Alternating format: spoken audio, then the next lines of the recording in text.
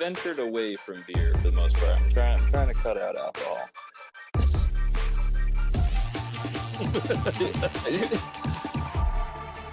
No, so I will drink beer, but I try to limit my consumption. Fair enough. There's too much family history for me to indulge heavily. I mean, you gotta go to Cross for that. Yeah, the likelihood of addiction is very high. So I try to play it safe. True. Oh my. By the way, I'm going back up to the free agent. Have fun, Alan. I'll be back if I don't make the race.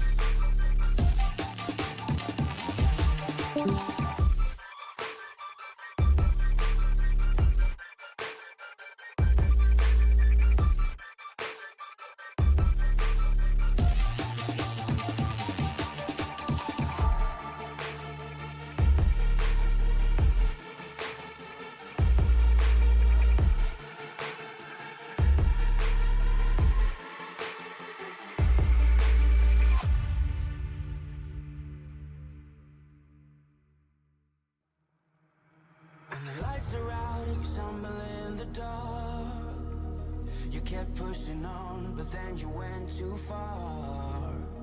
When your ship has sailed and all your dreams are lost, everything is wrong, you feel like it's your fault. Just remember, I will be there for you, baby. Remember, there's nothing out there to get you, don't forget it. When life feels lemons, just call me. Just call me. Just call me.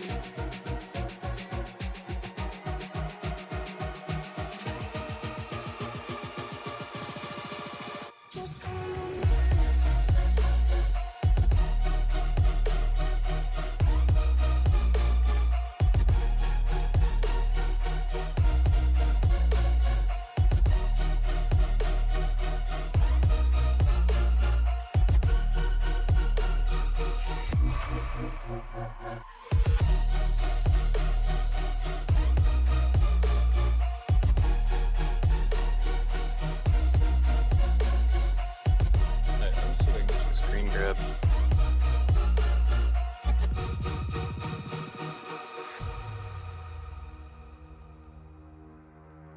You're stronger now than you ever been. You gotta leave now, it's time to catch the wind. You will climb up high and look through the clouds. And when you're feeling low, I know you'll bounce back. Oh, and just remember, I will be there for you, baby. Remember, there's nothing out there to get you, don't forget it. When life throws lemons, just call me. Just call me. Just call me.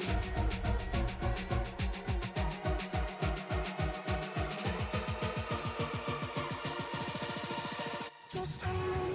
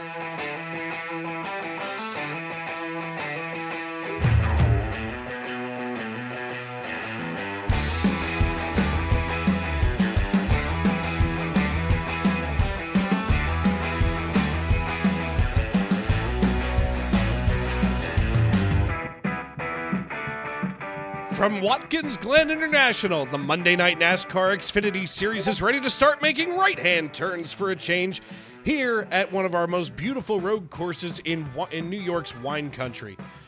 Good evening, everyone, and welcome to the Tony Trapasso Memorial Broadcast Booth. I, Dave Regal, am here alongside of Colin McDonough, making his debut here on Monday Night NASCAR. He worked with, of course, the great Mike over there for Racers Elite, and I'll tell you what, Mike said he was so good he was going to let him hang out with us tonight. Of course, all of you tuned into the youtube.com live chat know how we do and know how we play here. I want to welcome everybody in and thank you for welcoming us into your homes, onto your phones, wherever you may be and however you may be listening. Tonight, we're going to wait and see if Dennis Mickelson can go back-to-back or if Parker Retzlaff decides to get rid of those ghosts that he's had from last week and a couple of weeks ago at Daytona and see if he can return to victory lane as he makes a mounting charge now for the playoffs, as we are just 2 races away tonight, and next week it's Bristol, baby. So as we get ready to go rocking and rolling here tonight, I want to thank all of you for tuning in. I'm Dave Regal alongside Colin McDonough here in the Tony Trapasso Memorial Broadcast Booth, and we'll be with you every step of the way, from the green flag to the checkered flag, right here on Sim Racing Media. And Colin, welcome in, and welcome to the family, man. I mean, you know, if they let you hang out with me, that either means that they had nothing else for you to do, or they really trust you to try to keep me between the lines. Either way, it is a high honor to be here. I mean, look, the Tony Trapasso Memorial Broadcast Booth, you and I will get into that, as, of course, everybody just heard tonight's second beer open. But, you know, the Tony Trapasso Memorial Broadcast Booth is a special place to all of us here in the SRM family, of course, named for the great Tony Trapasso, who passed away just a little over a year ago. And quite frankly, this is home. And, you know, I want to thank you for hanging out with me tonight as we get ready to rock and roll. 2.42 miles around this road course, 82 degrees the outdoor ambient air temperature in the simulation, and iRacing temperature on the asphalt is 100 degrees. So things are going to be kind of slippy and slidey out there. What do you think that the drivers are going to see tonight, Colin? Oh, knowing this track, I think the drivers are going to see some lap traffic eventually, and just a lot of running wide at turn 1 and getting squirrely through the bus stop, because those are the ones that always get me.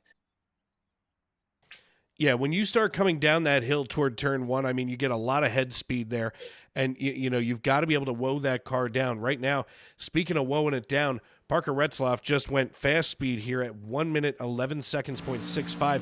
We're taking a look here at Sylvain Joly, one of our neighbors from the north. As, of course, now I can't get this graphic out of the way. That'd be great. Thanks, SDK. As we take a look here out of Saint-Eustache, Quebec, is Sylvain Joly in the 08. And, you know, take us through this lap as he's headed down here toward the bus stop.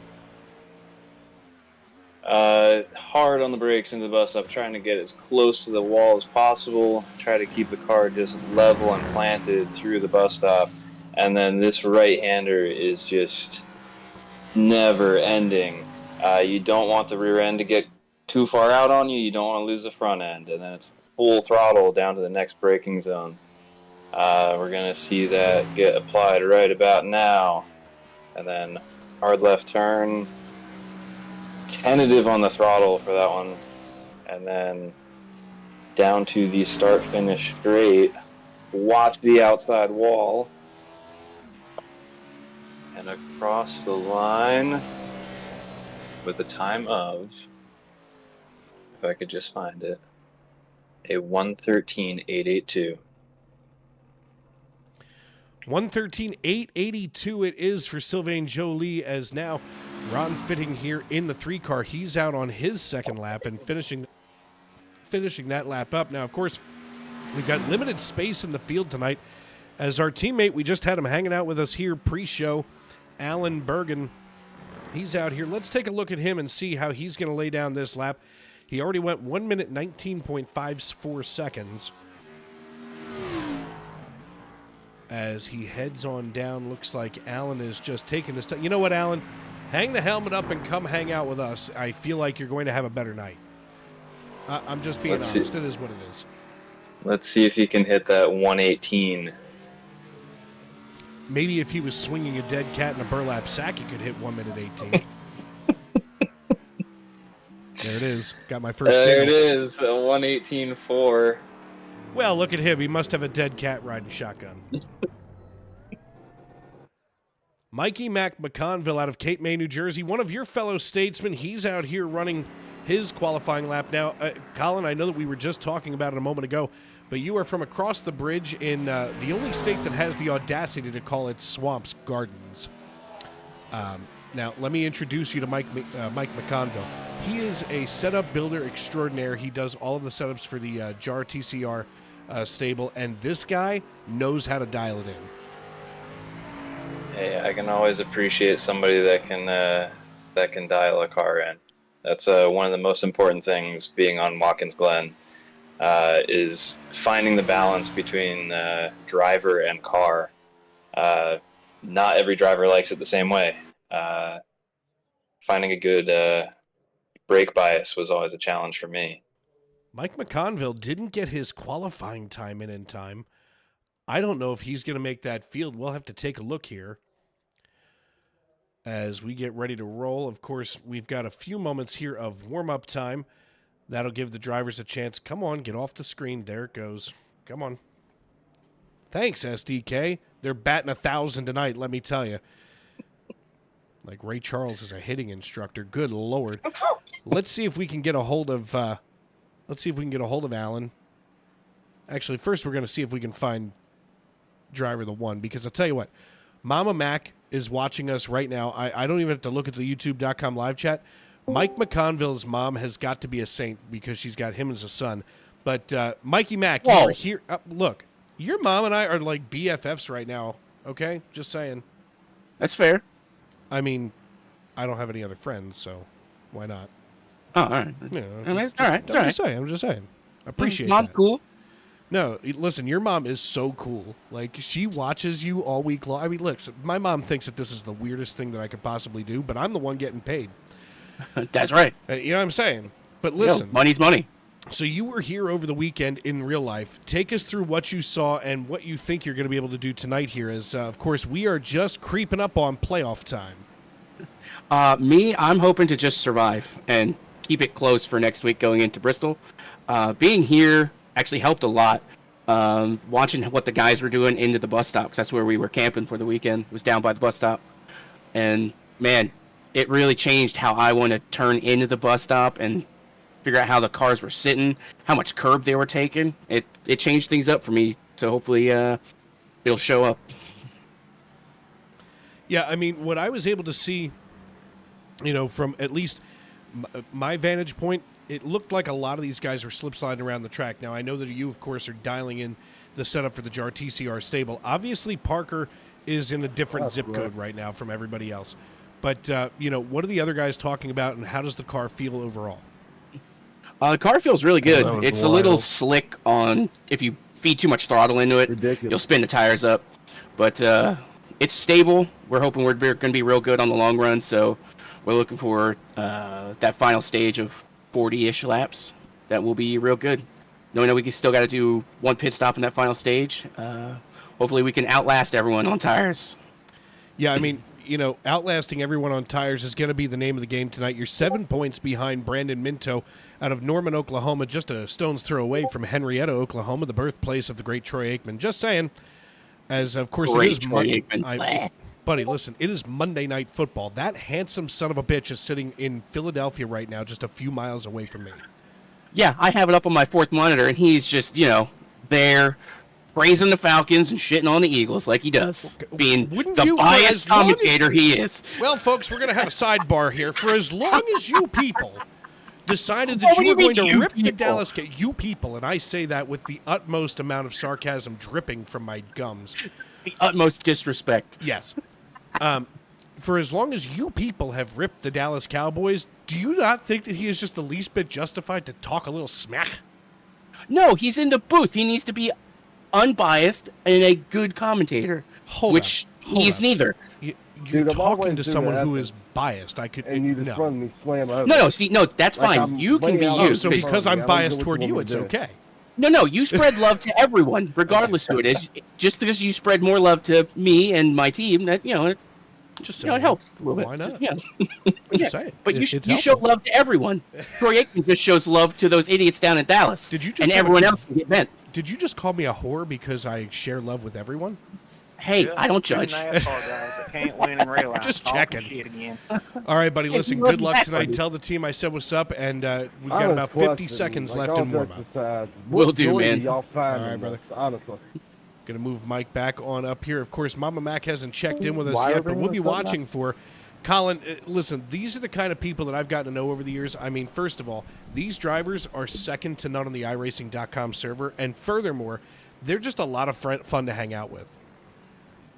I've come to find that, for the most part, at least 50% of the drivers that I've encountered in iRacing, even in open lobbies, are an absolute ball to just banter with, even mid-race over the comms.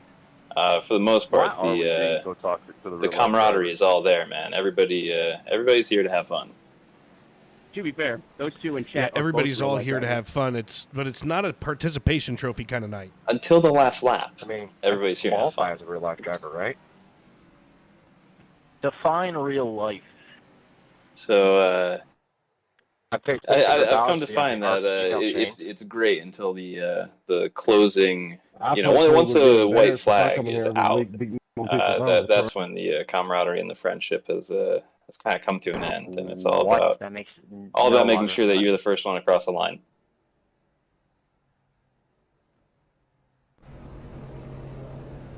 The only thing I like about Parker Red Flag is he's sponsored. We're going to take a look Buffalo at our gets starting the lineup odors now as out. drivers are just crawling into the cockpits now. We see Parker Retzloff. He's going to be here on the pole, sitting in the number 5 Funkaway Chevrolet. He'll be joined on the front row by team owner Trent Curtis out of the JRTCR stable, and followed by Austin Call and Austin Green. They're going to be in row number 2 as I'm trying to get these things all preset here. Daniel Moynihan out of And if Boston, you don't, Massachusetts. you're punk. He's going to sit alongside of Boyd Hogan. Hey, you're Looks just like fucking Hogan is dumb. going to be in his debut race here tonight for Legacy Esports. Bennett Stop Allen and funking up Tyler today. Dew. Wow, that's a good one. Your ass Divin won't. Enzo. Woof. And he's from Canada? That's a last name that ends with a vowel from Canada. That's like a white whale. Trevor Ryan and Christopher Tate, they're going to round out your starting top 10, while Brandon Minto out of Norman, Oklahoma, and Gabriel Lafreniere going to hold things together in row Get number the fuck 6. going on. Drew Glover and Anthony Savignano are going to be in row number 7, while Tyler Chalk and Sylvain Jolie will sit in row number 8. Row 9 is Kavaja Holt and Brockton Packard, I thought you were yelling while at me. Derek Bacorn and Tyler Hutter will round out the starting top 20. Larry Miles and Sam King will be in 21st and 22nd, with another Canadian, Claude Ferlin, alongside of Ethan Ball for row number 12. Row 13 is Logan Giesbrecht and Dennis Mickelson, while Noah Rainwater and Ron Fitting going to have that trade car sitting there in 28th spot to get started here tonight. Will Young and Keith Black will sit just in front of Alexander Gangler and Dan Morgan, while Richard Pruitt and Chris Claude will start 33rd and 34th. Mikey Mac McConville and Mason Hoffner, they should be the last ones that'll be getting into tonight's race, as nope, it may just be down here to Kavaja Holt, Chris, is there any way you as can take one Kavaja Holt going to be way down there. But we had 42 drivers trying to take the field tonight. Did not have a good success for some of these guys, but here we are getting ready to go green flag racing. I'll tell you what, man, I'm excited. I know that these drivers are excited. How are you feeling as we get ready to call it to green in just a few moments? I'm stoked, man. I love this track. It's always exciting. It's always great racing. Huge fan. Love driving it, love watching it. We're going to quick check in here with Parker Retzloff since we've got about a lap. Maybe a little less than a lap. Let's try to make this quick. Says those leagues are paid for. I'm going to introduce you to Parker here. Entered me. Hey, Parker, it's Dave up in the booth. You got me? And there are a lot more. I got you. Buddy, listen, I'm going to make this real quick since we're about to go green. Really? Good luck tonight. Looks like you're starting on the pole. What's going to be the strategy besides lap the entire field? Strategy is not burn myself a too bad or take myself out of this race. So I gotta be consistent every lap, and hopefully we can get another win. All right, brother, listen, good luck. It looks like we're about to go green, so we'll see you in hopefully about 20 laps with that green and white checkered flag in your hand. Hopefully, thank you. That, of course, the voice Parker Retzlaff as we're going to move him back up here with Noah Rainwater. And as we get ready to go green, the only thing that's left to do is it's time to wipe the visor and adjust the 5-point harness. Grandma, grab some popcorn, a bottle of wine, and settle in. Race fans, it's showtime! And off we go, Colin, as Parker Retzlaff and Trent Curtis get ready to scurry away from the rest of the field. I'm very excited, but I hate to break it to some of you if you're a Boyd Hogan fan or Tyler DiVinzano. They are already damaged on the tail end of their vehicles. I don't know what happened lining up to the start, but a few cars already with damage tonight. Yeah, it looks like things are already starting a little crinkle-dinkle time here. As we take a peek back, there's the 32 of Austin Green. He's going to sit just inside the 61. That's Tyler Devin. Yep, that's the one, Devinanzo. Have another beer. Good Lord. Bennett Allen out of Chattanooga, Tennessee. I can't say Devinanzo, but I can say Bennett Allen. And I can say Chattanooga. I was going to say, I think Bennett Allen is one that I might struggle with that one just as much as DiVincenzo. Sorry, DiVincenzo.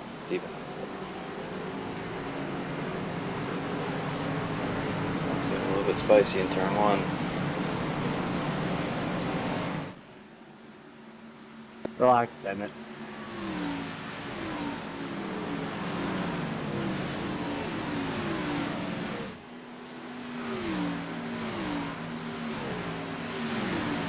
So there's a 4-car battle into the bus stop.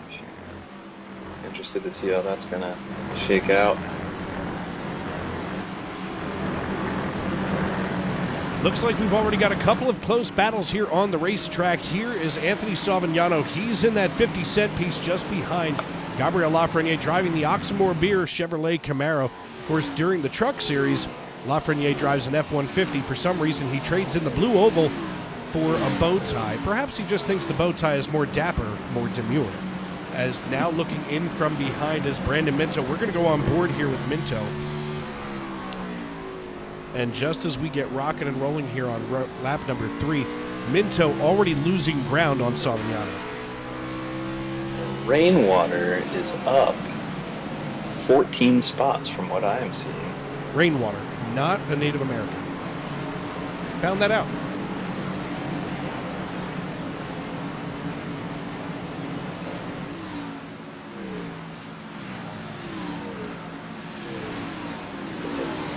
I love that part of the track. Easy to lose the car, but when you get it right, you just carry so much momentum down that straightaway and into the bus stop. Really great opportunity to make a pass on someone. In North Carolina.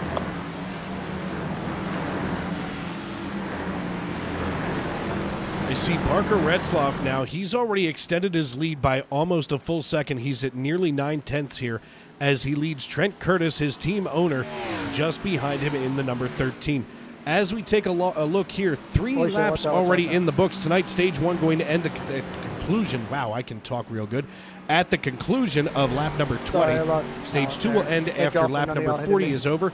4 total tire sets tonight, so they're going to lay 3, start 4, as all of these guys are going to have to work with that tire wear, which, realistically, if you look at the breakdown of stages and the length of the race overall, they should be just fine. I don't think we're going to see anybody short on rubber. I can't imagine, not unless you have some kind of an issue with your... Holy crap. Yeah, if you start to burn them up, then you may decide to stop for fresh rubber just because you're falling backwards. But for the most part, if you're gentle on the tires around here, they should last quite a while. And like Parker said earlier, consistency is key here.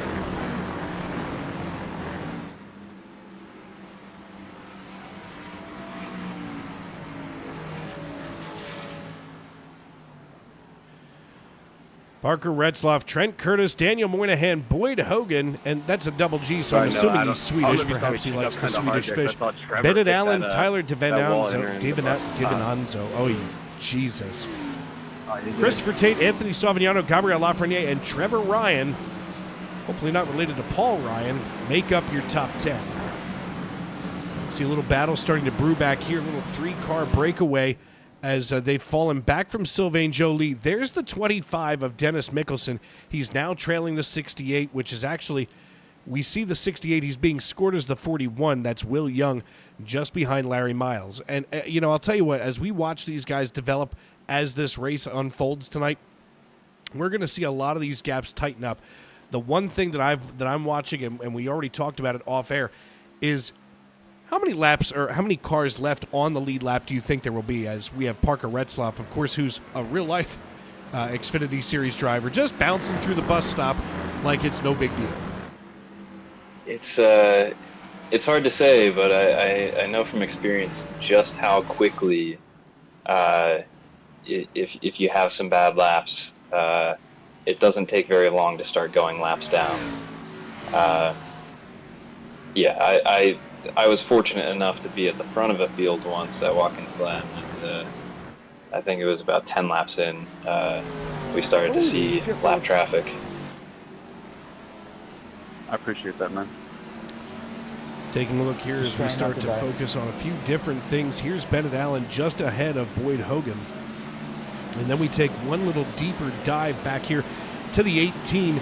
That's Trevor Ryan now kind of getting a little bit of a breath of wind here off the back of the 06. They now go side by side. The 06 shoves the 42 down into the corner of turn 1 as they wheel their way through that first turn. And now we have a 4-way battle all of a sudden for 9th position.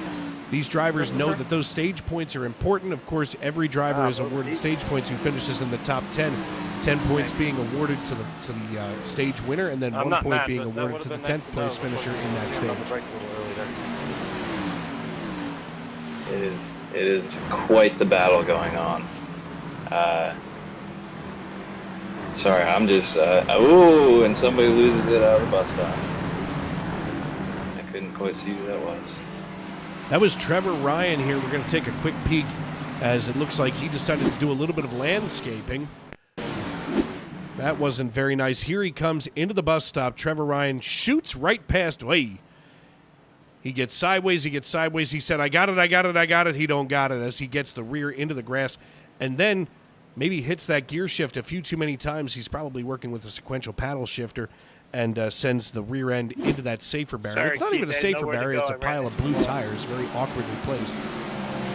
But it's better than hitting the guardrail down the front stretch. If I'm not mistaken, it's an arm. I thought it was an Armco out there. Yeah, I've heard that Watkins Glen is very unforgiving to any car that goes off track at speed.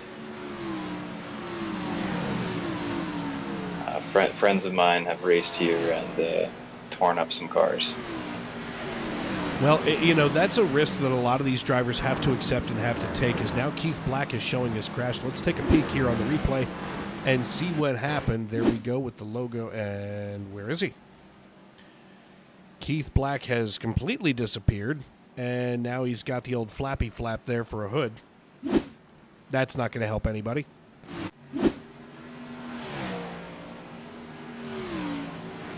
Seven laps in the books. Parker Retzlaff in control of the field. Already several cars laps down. Austin Green, Austin Call, Tyler Hutter, Ethan Ball, and Drew Glover. You're welcome. In fact, those drivers not even taking the start as Keith Black is still desperately trying to hold on to himself there. A lot of questionable decisions here on the racetrack tonight. 30 cars right now on track. All of them. Nope, never mind. Just kidding. Not anymore. Not on the lead lap anymore. Timing, somebody's got... now, folks, you have to understand that especially for our friends who live here in the southeastern, just below the mid-Atlantic states, they're starting to deal with some of this hurricane action down there. I know my mom in Myrtle Beach said they just had straight rain for 2 days. There's a lot of utilities and whatnot knocked out down that way.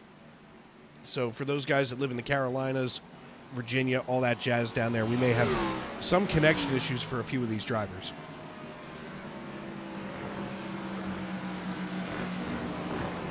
The battle for 8th is one that I keep coming back to. It's well contested back there as they dealt with some lap traffic earlier on this lap.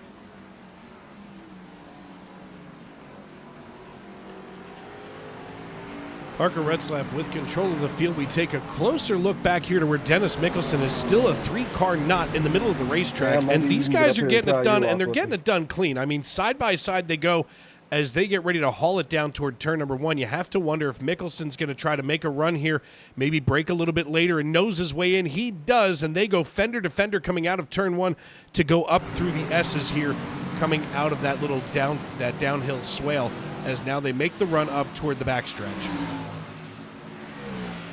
That was a great move, clean move on Sylvain Joly. Down the backstretch is a great opportunity to try to get on someone's bumper and make them nervous into the bus stop. If you can get a good draft on somebody, you can make them, force them into a mistake on their braking marker.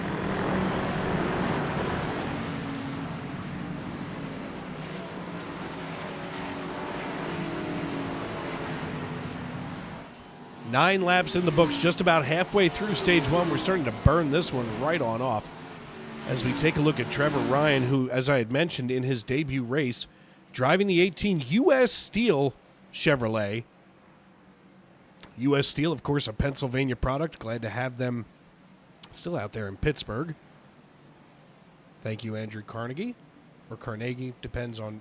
now, listen, your last name is McDonough, so can you give me any insight there, or are you just an Irish person in name only? I wish I could. I'm an Irish person in name only.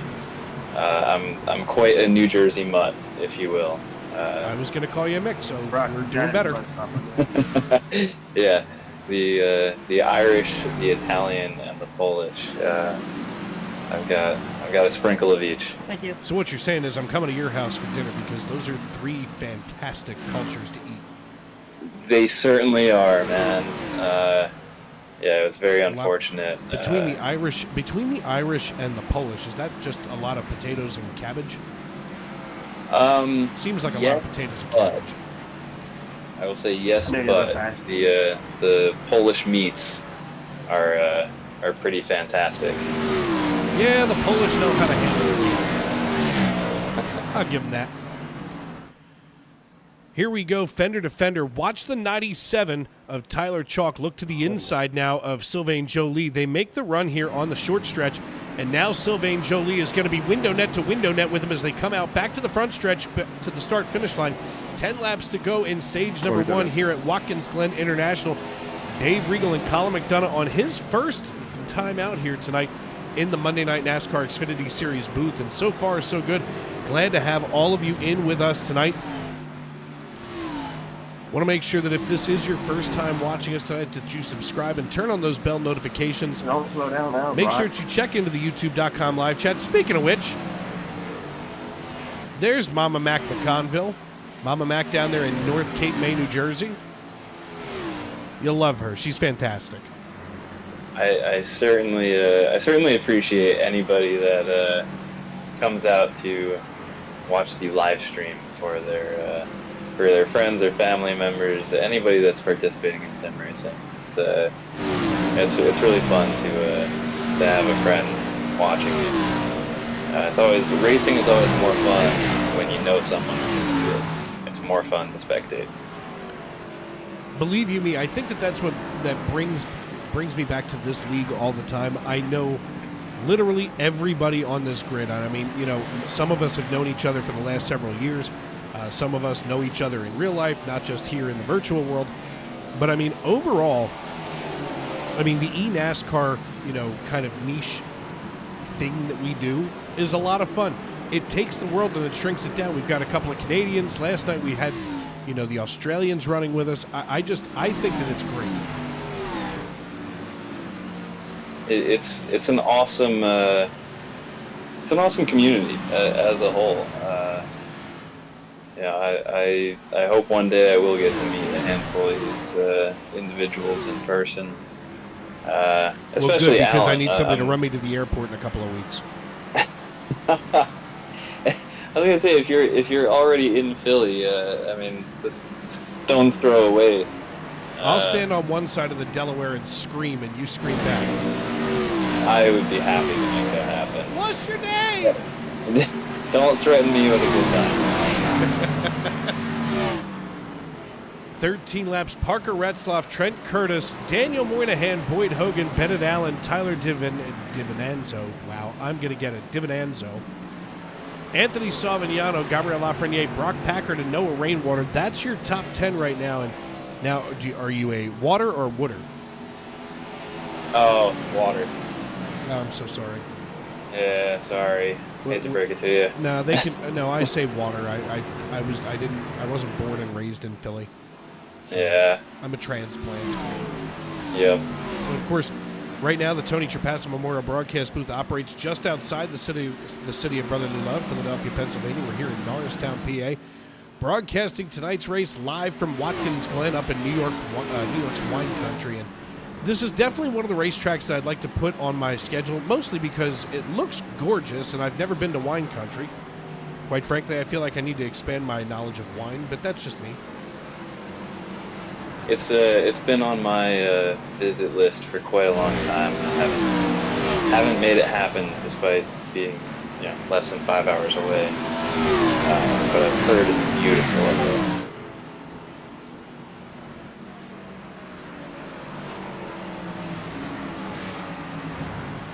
Taking a look at Will Young just ahead of Sylvain Joly, we take a peek up here as we widen things out. There's Sylvain starting to look here to the rear of Young, and quite frankly, some of these guys really need to figure out how they're going to get around one another. I'm starting to watch a lot of these guys, and they're not really making the aggressive moves that I think that we need to see, especially as the laps start to count down here during stage one. And again, this is just me. I could be wrong, and maybe I'm being too hypercritical as we watch all of them get themselves all kinds of wound up here tonight.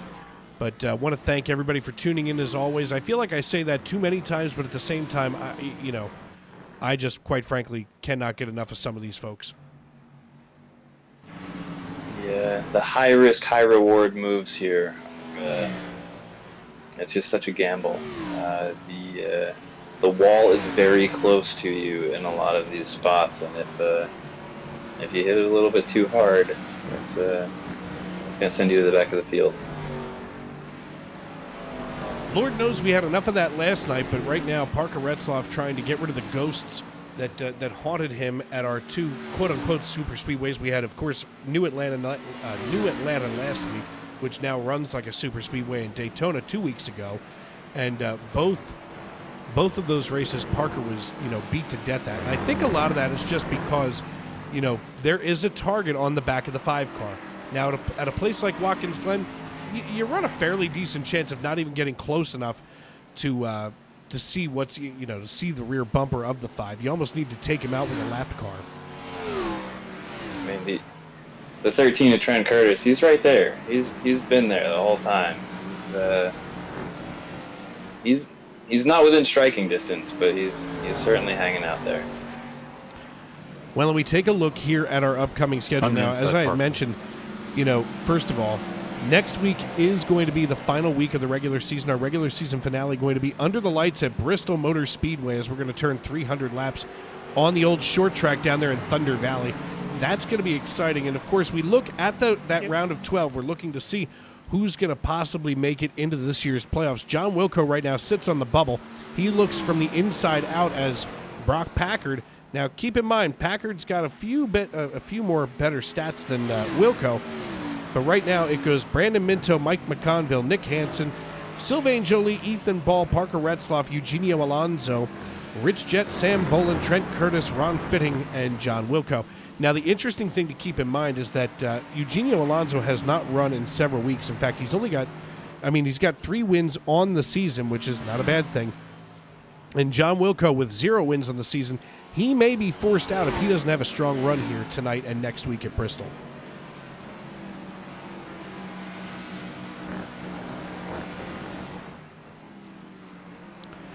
Working lap number 16, 5 to go here in stage number 1. And Colin, this is one of those nights where, a lot of people just kind of watching these guys out here for a drive, but I know a lot of our viewership tonight is down just because of what's going on in South Philadelphia tonight. I'm going to interrupt you. There was trouble in the bus stop between Will Young and Sam Bolin. Were they fighting? They were both off track together. It looked like they got a little bit too friendly with one another on the entry to the bus stop. Well, since you're going to talk about that, I'm going to check in on the Atlanta Falcons game. Oh, I'm sorry. It's also the Philadelphia Eagles game. Whoops.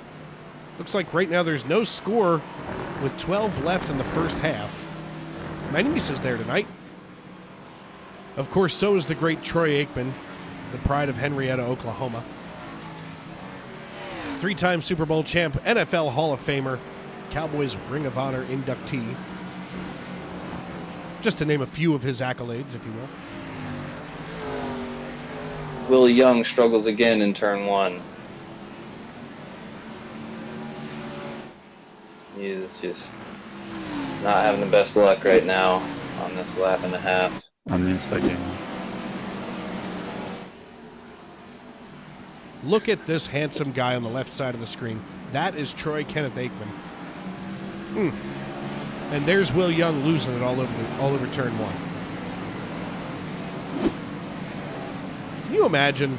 Just this is your job to go watch football. Jeez! And as we come back live, there's Will Young buying a piece of wall. He finally hits the tow button and gets out of Dodge.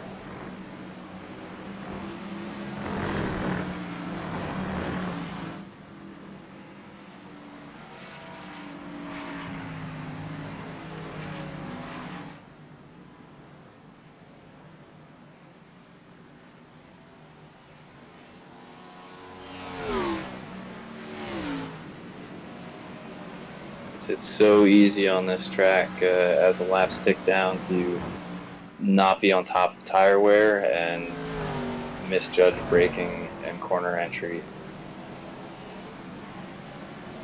or get a little bit too eager on the loud pedal.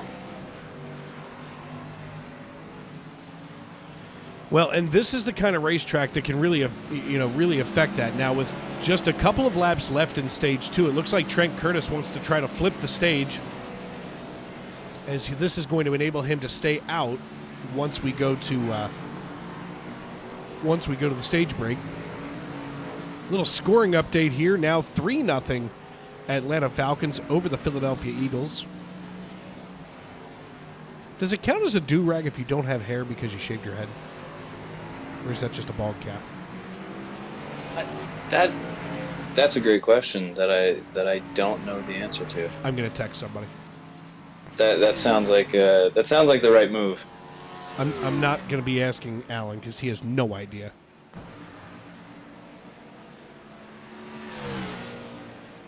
I'm bummed he hasn't joined us in the booth. He must be licking his wounds from qualifying. Or the back windows of the bus. Oh my gosh. He's more likely to be doing that than licking wounds. You know, Alan messaged me earlier, and he said, I just have one request from you tonight. I said, shoot, what is it? And he said, please no fangirling. And I said, yeah, if he makes the field tonight, I can't honor that request not to fangirl over Alan Bergen at Watkins Glen. That's the pinnacle. What could be better than that? I mean, look, in this league, and I'm not trying to drop any names, but here we go, droppity drop. In this league alone, in the Xfinity Series, we have had Ricky Carmichael, Trevor Bayne, and now Parker Retzlaff. Just saying. Got to know them all. Ricky Carmichael, here it is. I grew up watching him. You know those people that say, who's the most famous person in your phone? Sure. It's Ricky Carmichael. Nice. It's one of those where you don't want to say anything. Right, you don't. Oh, and here we are at the end of stage number 1. But it's one of those where you don't say anything. You just know that it's there, and it just makes you feel good. Parker Retzlaff wins stage number 1 here. He'll be followed by Daniel Moynihan, Boyd Hogan, Bennett Allen, Tyler Venanzo, Tyler DeVenano, that guy. Tyler No. Gabriel Even Lafreniere, Nonzo. Brock Stage Packard, after the Christopher first Tate, car Noah race, Rainwater, and across the Brandon line, Minto. everybody That is your top everybody 10. strung out. They'll all be awarded stage points. Let's see if we can quick get a hold of. 10-4. We'll see if we can quick get a hold of Parker here. Hey Parker, it's Dave up in the booth. You got me, I got you. buddy. Listen, great win here in stage 1. I mean, obviously the car's dialed in. What's your setup secret, keep or your what pace up what are until you you doing catch out the there that's different than everybody else? Yeah, I mean, I wouldn't say it's perfect right now. I think right now I would say Trent's the best car. So I just had track position there and was able to hold it, and I need to. I definitely need to work on it. So everyone on my team is about to make some changes and see if we can get a little better. Yeah, I mean, I saw Trent come down earlier, so is his thought process going to be flip the field? Yeah, I mean, I think he just knew how hard it was to pass with here. So I think his plan is just to flip the stages and then try and get the track position that I just had. And I think it's a strategy because I am struggling a little bit right now. All right, buddy. Well, listen, I don't want to hold you up as I know that you're making adjustments there to the 5 car. So good luck the rest of the way, and hopefully we get to see a pretty good battle between you and Trent Curtis. Thank you. That, of course, the voice of Parker Retzlaff. What a dude. I mean, just a good dude overall. As they all get ready to come down pit road, we're going to step aside and pay some bills here on Sim Racing Media. I'm Dave Regal. He is Colin McDonough, and this is Monday Night NASCAR.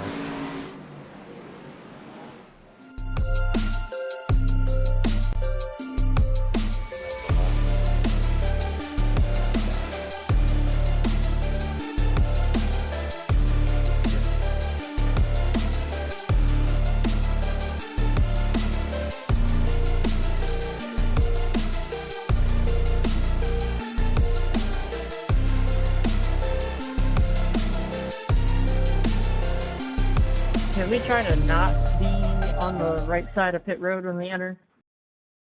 Let's try and keep it up against the wall so everybody can see. Kavaha, you are dumb. You went around me. You were on the right side and couldn't hold your pace. There's no passing in the fence book.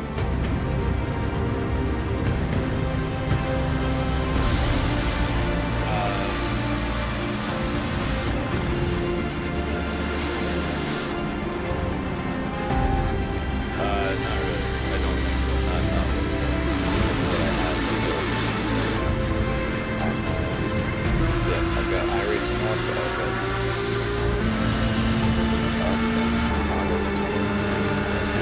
Checking up, checking up the bus. Tim Musker has to defend this contact very nearly. He just to the outside line. He breaks so much later. Musker can't defend. He's got the outside line for the second part, and he can't hold on. Going the long way around. We're going to be 3 wide for the lead as they all come to the line. Who is going to take it in the end? And here comes Lockwood. He's going to make the move to the outside. Quinn tries to force it off a little bit, but there he goes. It's going to be side by side through turn 1. Will he be able to cover him off? He does. Weaving back to the left-hand side. Reynolds is trying everything. The kitchen sink is being thrown at it. They're leaning on each other. Coming into turn number 3. It's going to be a drag race through 3 and 4. Coming back to the line. Here comes Frisch on the bottom. Bouchard's going to hold the inside. Tries to be the late breaker here. They're going to be side by side through the final chicane. They bang doors, but keep it clean. As they're still 4 wide on the run down into the back straightaway. Demerit's looking for a line as well. What is going on in Michigan? Novak into the fence. They're still beating and banging. Oh and to the line. He is much faster coming through there. Is there damage on Challenger?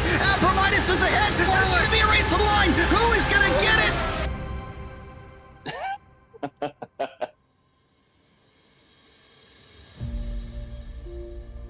Hi, buddy. We meet again. Hello. Yeah, the running Talladega in the truck. Please be nice to me. I suck at road courses. It has me sweating every time. What does that say for me?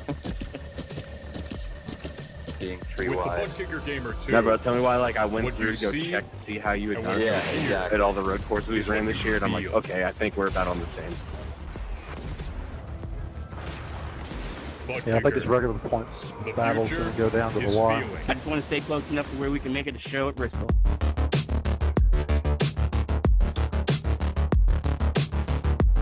Wreckfest at Bristol.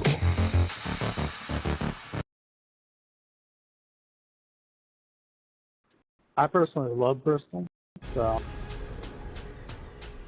The most realistic online racing sim ever made. I do too. I just don't have very much This is space. iRacing. Detailed laser scan tracks. Fully dynamic, real Bristol world and cars. Martinsville are two shortcuts And over actually 50 enjoy. series to choose from. 6 online world championships offering over $400,000 in annual prizes. This is the original esport racing I don't know game. how you're gonna fix that. This is iRacing.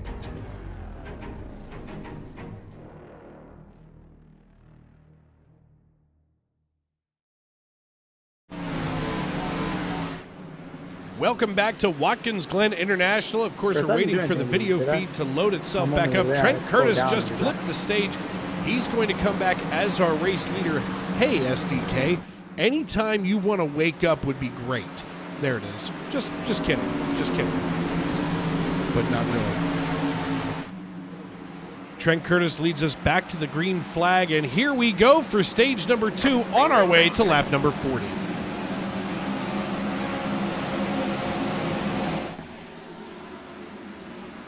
Dave Regal and Colin McDonough with you here tonight in the Tony Trapasso Memorial Broadcast booth just outside the city of Brotherly Love, Philadelphia, Pennsylvania. As if you're watching, and just like last night, we have almost an immediate caution. What? At the beginning of There's stage track 2. blocker behind us. And this one may have involved Dan Morgan and Ron Fitting. I'm glad to know I'm not the only one. Oh my. Oh. Not a problem, it's okay. I don't mind. Oh, he was stuffed like a calzone right in between those two.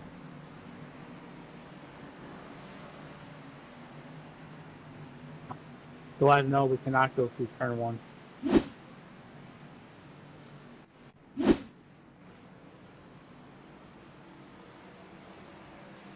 It's just so easy on restarts for that to happen. Well, hopefully this is a quick caution. We can get this out of the way as Jalen Hurts rolls right. He's looking for somebody open. He crosses the 25, gets the 30, rumbles through, and down to about the 4-yard line, 3.5-yard line. Hey, I can only imagine that right now Lincoln Financial Field is deafening. You can't hear it from your house? A little too far. All right, a little too far. My niece is there tonight. Half a minute in front of me, so we gotta go get it. Again, Hurts rolls That was pretty and impressive. throws that one into the ground. Good Lord. Okay, I don't need to be doing football play-by-play. That's the other job.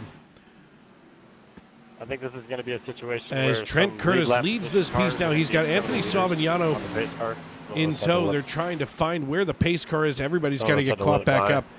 Once again, we're going to step aside and pay some bills here on Sim Racing Media. I'm Dave Regal. He's Colin McDonough, and this is Monday Night NASCAR.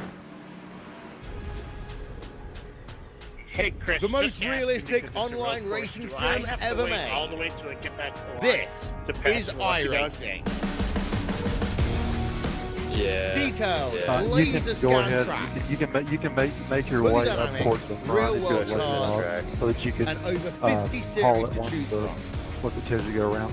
6 online world championships Just don't offering pass over it. $400,000 in annual prizes. This is the This car original earns her one. esport racing game. This Never mind, is this car's gonna do iRacing. this again.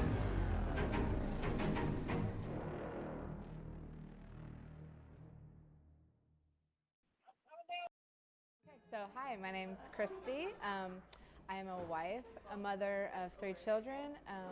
Right. I am a sister, This car milk, yes. and an aunt of lots of nieces and nephews, and I'm I was also gonna say, who do you want to pester? So My everyday life. Blowing up on It's the best road course. By going to appointments. Hey, John, I'm going to hang over to the right side of the road. The trucks at Lime Rock During the next year. treatment, my body just got weaker, so I wasn't as active with my children and with my husband. So I was laying on the couch a lot more. I'm an active person. Any chance we could pick a side so I can come through, guys? That didn't sit well with me, but that's how it changed. My body was just weaker, and I couldn't do the things that I used to do. Welcome back. So there was a lady in where I live from a local church who had heard that I had breast cancer, and she sent me a letter just reaching out for support, and she actually said that she's the one that told me about Trisha's Hope and that I should contact them, so I did. Oh yeah, that's kind of cool. So specifically, I wasn't able to really work during my treatment or anything like that, so the grant that I was able to get helped me pay my bills, provide gas money. I was driving to and from treatments, and so it helped a lot with bills and everything. I would just say I am so grateful for Trisha's Hope and for all the people that have donated, because I don't know what I would have done without them. What were those memes? They're a 10, but yeah, exactly.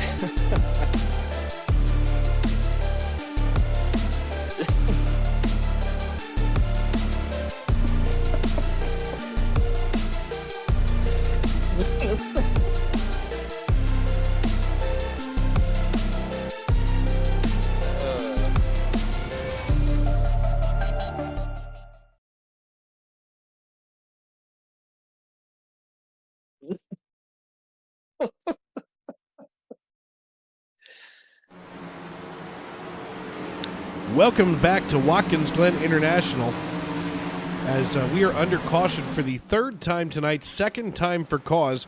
Dave Regal and Colin McDonough with you now, as we're going to try to get a hold real quick of Brandon Minto, driver of the number 12 machine. Let's see where he is up here in the Ferta Motorsports chat. Hey, Brandon, it's Dave up in the booth. You got me? Hey, I got you, Dave. Buddy, listen, kind of a rough night there for the 12. I mean, you've been clawing your way around, but right now sitting in 11th position. How are things feeling there in the 12 car? The car does not feel good at all, to be honest. I'm just trying to hang on and survive. Luckily, a lot of people trying to do the pit strategy allowed me to at least finish 10th in the stage there, so I got a one stage point to try to get a point over Mikey Mack. But yeah, the car feels awful. I tried to loosen it up a little bit, so hopefully I can actually make it through the S's without having to check up. And so I'm just nervous to see what's about to happen in front of us, because I know a couple people did the pit strategy to stay out on old tires here, so it should be fun. All right, buddy. Well, listen, good luck the rest of the way. I know that you're getting ready to go back green flag racing. When you see him, you make sure to tell Mike Wright I'm trying to keep that spot warm for him. I miss my man. Hey, I almost had him convinced to come in, do this race today, but he said like his power was out or something. I guess there's storms in North Carolina. Of course, Mike Wright in Greensboro, North Carolina, they're dealing with a lot of that. All right, man, green flags are flying. Talk to you later. Yes, sir. How we going, Dave? Green, green, green. That the voice of course, Norman, Oklahoma's very own Brandon Minto, driver of the number 12. We're talking about Mike Wright, of course, former team anchor here, if you will, in Ferta Motorsports. As we take a look at the YouTube.com live chat, Aaron Mack cheering on Dan in the number 53. There's Ahmed. Ahmed, what's up, man? Ahmed's coming to Philly in a little while. He's apparently got $1,700 on the 53. His kids will be taken if he doesn't. Oh, well, let's see where Dan Moynihan is. Right now, he's in 6th. Moynihan better crank up the crazy for that Duncan Midnight number 53. All right, man. Caution is out. Caution is Oh, out. for crying out loud. Are we seriously going to throw cautions for 30th place crashes all day? That's what I'm saying. Are we gonna do any laps on the stage or no? No, I guess, well, I mean, if I was listening to race radio, I wouldn't think so. Driver's asking the question if we're going to do any green flag laps here. As far as the caution, we only had one caution for cause separate last night. It was 90 laps. You hear that? Y'all just suck more. I like the last year with the fifth for y'all at all. Restarts here are tricky. Interesting, they're always around a certain 10 car when the caution's not. I'm just surprised that they can't quite get it sorted I out. I think this might be that problem of two different pit strategies. Some people are on fresh tires, How about others actually not. putting the caution? There's an algorithm that says if a certain number of incidents happen over Just the pace difference is so significant here. Yeah, I mean, here's the thing with pace laps here. I mean, it just takes an inordinate amount of time. We were really making good time tonight. I was looking forward to being done nice and early, and now it's starting to look later and later. Yeah, that was one hell of a stack up. I may have to have my my tortilla chips and salsa sitting here. I had no way of my veggies. Saving it. Guys, I'm just the lucky I mean, dog salsa is a trying to get up vegetable. towards the front, please. As we see these drivers coming into the bus stop behind the iRacing.com pace car. Hey Nick, I do want to touch on Dennis Mickelson being up 22 spots from what I'm seeing. Yeah, that's big move of the race there, huh? As well as Mike McConville up 22 spots. We be friends. And Nick Hansen, from my timing screen, showing up 23. Nick Hansen, let's see. Can we get this show on the road? I see Hansen as being up 20. Tyler, okay, this is likely just live timing behind the pace car. Can we get this shit on the road? I got an Eagles game to go watch. Mike McConville anxiously waiting to get to the Eagles game. Well, you ain't got much to watch. And just because oh no, they're getting chippy. On the road to Alan, can I get around? You will absolutely cease that song. I can hear race radio, sir. Fly, Eagles, fly on the road to victory. At least we ain't gonna get dunked on by the Saints next week, sir. Oh, we're going there? That's fine. I wound up hating my life during that game yesterday. Yo, I felt bad for all Cowboys fans looking at that score, and I don't ever feel bad for Cowboys fans. You got throttled by the Saints and no calories, Derek Carr. And I'm an expert in calories. Me too. Here's the thing. Watching, it wasn't even that it was the New Orleans Saints, it was the NFC South, which is like the worst, it's almost the worst division in football. Wasn't it also in Dallas? Dog on the right side. Yes, sir, it was the home opener. Makes it even better. I mean, worse, my bad. Quite frankly, I was hoping that Jerry Jones would have been hit by a bus on his way to the helipad after the game. They made you work for it, huh? Just throw some beads in the stands, let some girls do their bead thing, and then he'll have a heart attack. Yeah, as I mentioned before, if anyone he doesn't really worry about that. He has the entire Dallas Cowboys cheerleader squad. And that way you can go. Woo! I feel bad for them. They were the first ones in the league. Give them a break. To do. Tex Schramm knew what he was doing. Well, did the Cowboy girls come first, or was it the Laker girls first? Ooh. And now we have to look. How many laps to green research. are you, sir? We're coming to one to go. All right. We're just coming through the carousel, so you're good. When did the Laker girls debut? Okay, the Laker girls debuted in 1979. I have a question for y'all who watch Monday Night Football. Do you all watch the regular broadcast or the one with Peyton Manning? regular. And the Cowboys, regular big Dallas Cowboys cheerleaders debuted in 1972. Ooh, okay, so the Lakers stole it from the Cowboys. Right. Well, Dr. Buss decided he saw a moneymaker when he knew one, or he knew a moneymaker when he saw one. All right, buddy, listen, I needed to break your balls because I heard you singing that song on race radio. Oh, that wasn't me. That was Sam King. Oh, was it? That's even worse. Yes, Here sir. I'm That's accusing hilarious. Oh, that's all right, dude. I'll take the abuse. That's I fine. am a shield for my team. I will take all the abuse needed. Oh, that, and I'm sure they're very thankful. All right, buddy. Good luck. Appreciate you.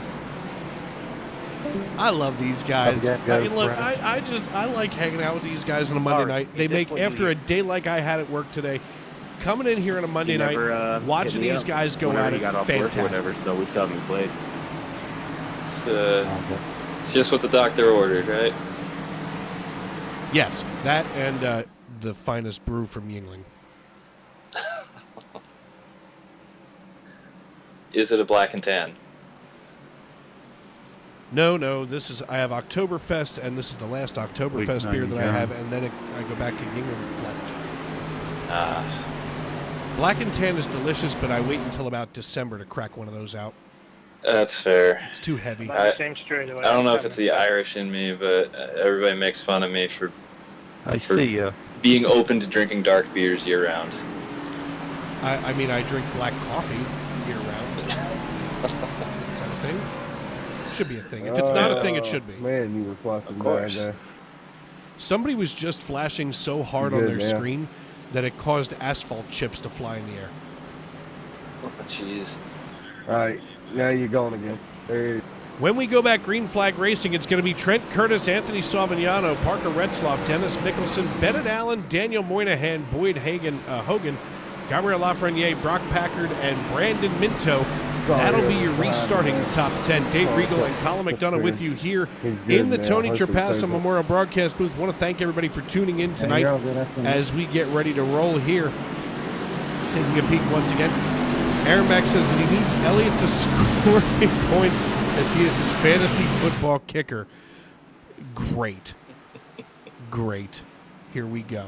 And then looks like Lauren Sidney says, "Go Eagles," literally watching the game right now. There's more entertaining things on TV. Don't you have Nat Geo or something? PBS? C-SPAN? Or, if you don't feel like watching any of those, stay right here on YouTube.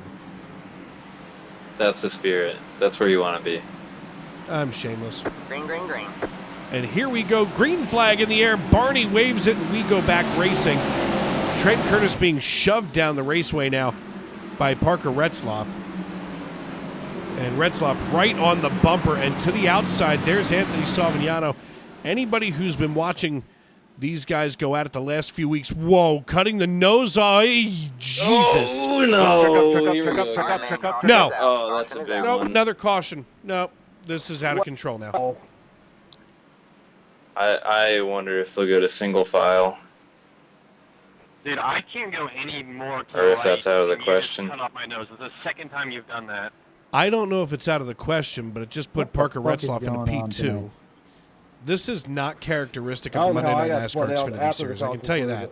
Okay. We've got 8 laps left here in stage You 2, got spun out after the caution and still flew another because I was on 40 your after that. So inside. really, You tried we're at shoot the 50 to gap go. Instead of just holding your And brake, we may not and make I it. clipped you missing him. Bennett, I'll be honest. I really... Well, let's see if we think can either you had ruffle about some a call feathers or with get there. someone's attention by going to But commercial okay. break. I'm Dave Regal. I'm He sorry if that is wasn't Colin my fault. McDonough, I and get this what- is Monday Felt Night like you were NASCAR. washing me out more than I was washing you in. Oh, trust me, I was hard on my brakes, though.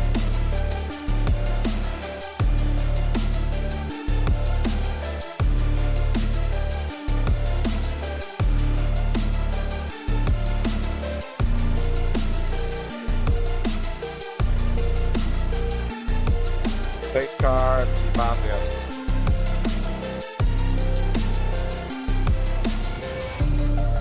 Bennett, I love you, buddy, but you gotta wipe that undercarriage. That was nasty when I saw it. Go ahead, Bennett. You good on my... Sure thing.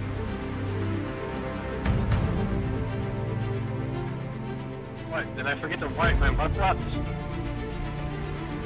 I did see some brown streaks there.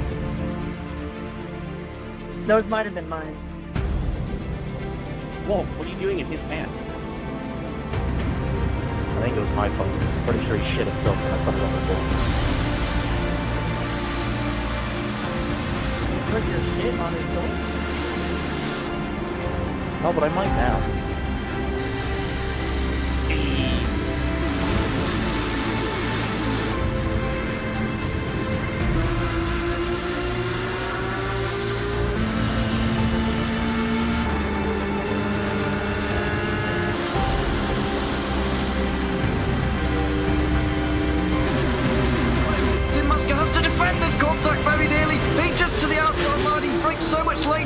Masker can't defend. He's got the outside line for the second part, and he can't hold on. Going the long way around. We're going to be 3 wide for the lead as they all come to the line. Who is going to take it in the end? And here comes Lockwood. He's going to make the move to the outside. Quinn tries to force it off a little bit, but there he goes.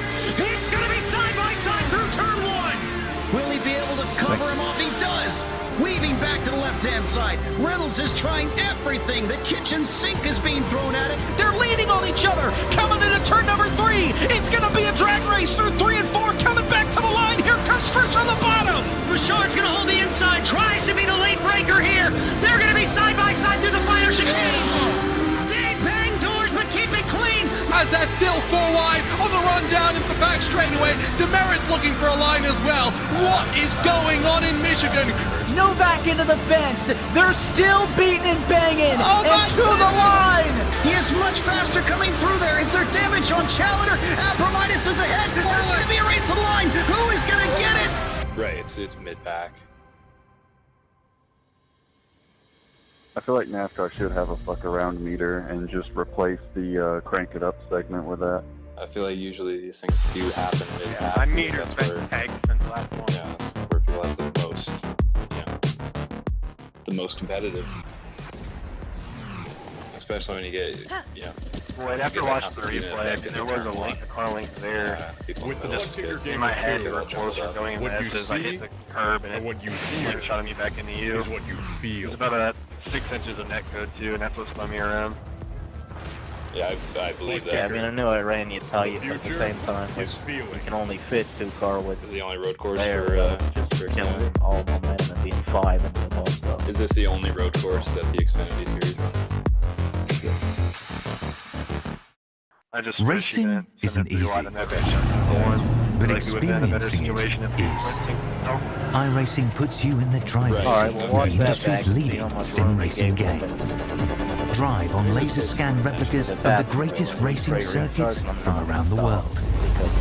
Go head-to-head against other drivers chosen by skill-based matchmaking to ensure competitive racing at every level.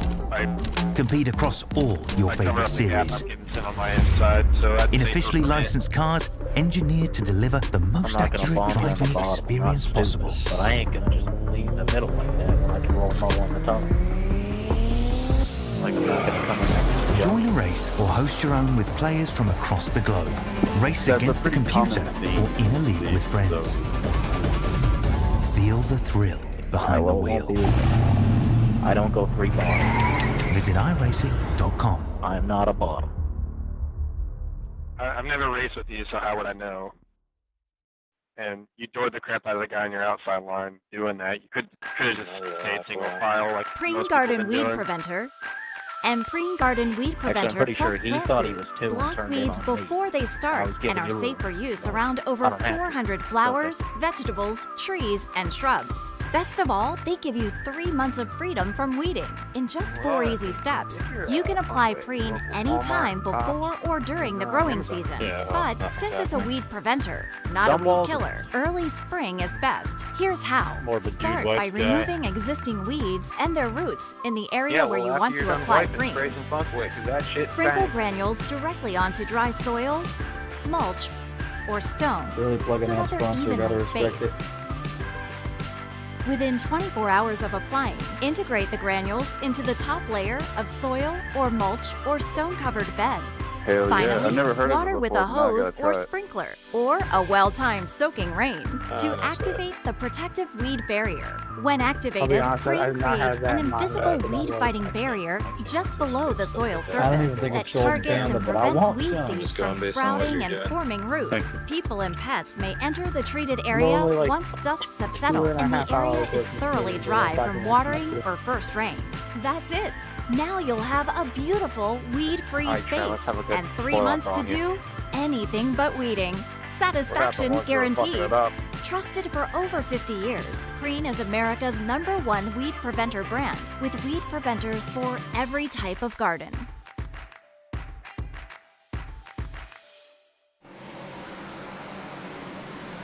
Welcome back to Watkins Glen International as we wait for the feed to come back one more time here.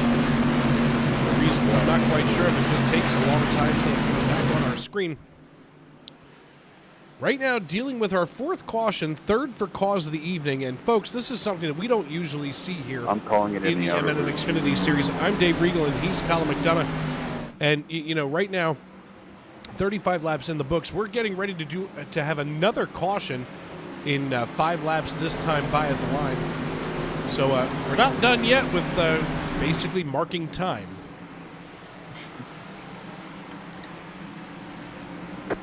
So these restarts have been brutal.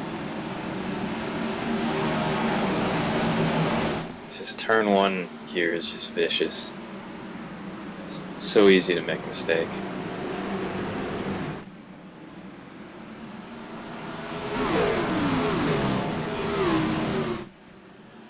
Finally, a nice clean start for the rear of the field as side by side goes Trent Curtis and Parker Retzloff. Whoa! Oh, it's getting spicy at the front. Watch the 96 of Ethan Ball all over the rear bumper. Oh! No! No. Caution is out. Oh.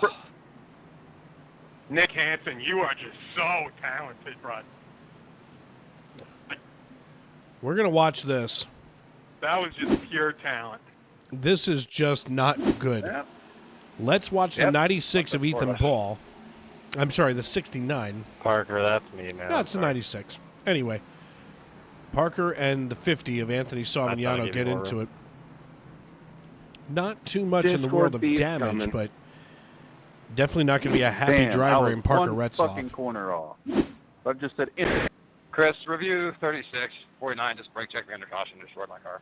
This was so unexpected. We'd seen, you know, midfield tangling earlier on the restarts, and this is the first time that the lead pack just couldn't sort things out. Destroyed their car.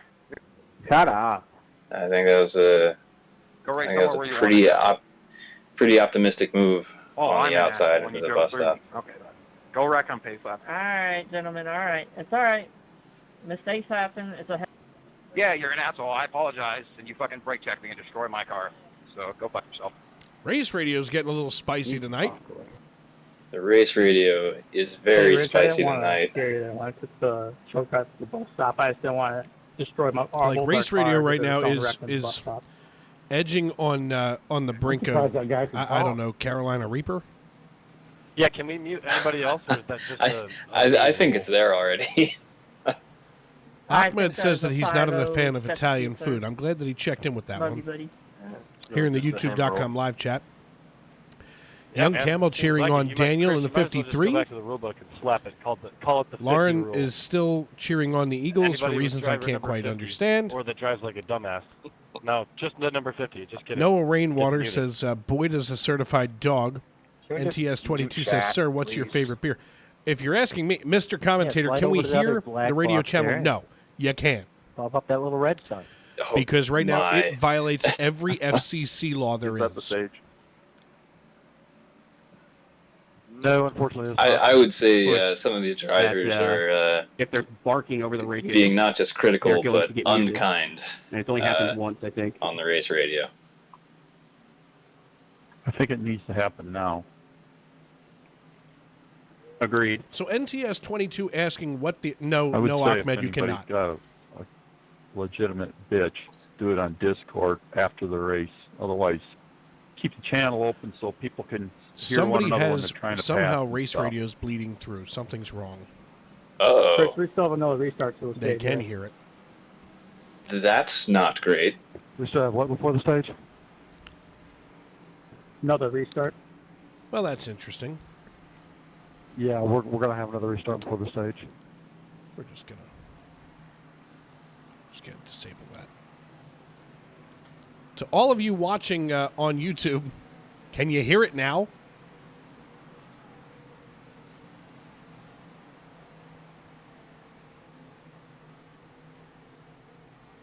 Anyway, NTS22 wants to know my favorite beer. Well, literally almost anything that comes from the hills of Pottsville, Pennsylvania. Primarily, I am a Yuengling Premium, which is only available here in Pennsylvania. I know why they could hear it. Dummy. No. Yep. Dummy.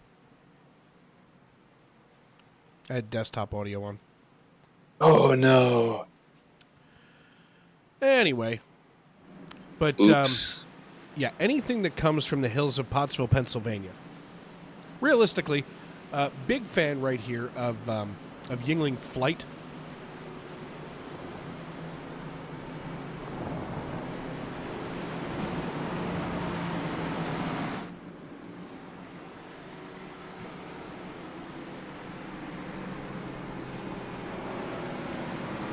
Looks like Nick Hansen has checked out.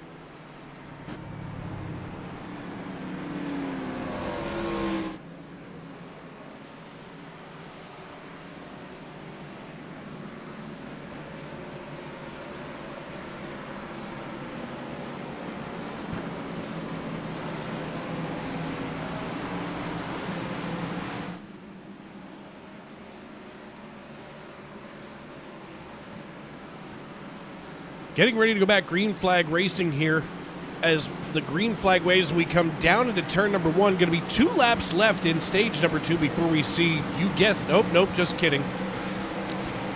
It's literally going to be 1 lap to the end of the stage. It will indeed. And I have a strange feeling with it being just 1 lap until the end of the stage. I think that yellow may just come out again by turn 2. Oh boy, we're having some fun now.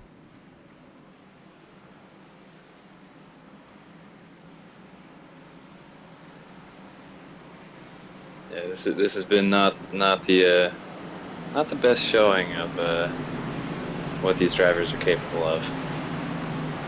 I think the frustrations are just boiling over, and I don't know how you drive when you're mad, Dave, but I know how I am, and it's not pretty. No,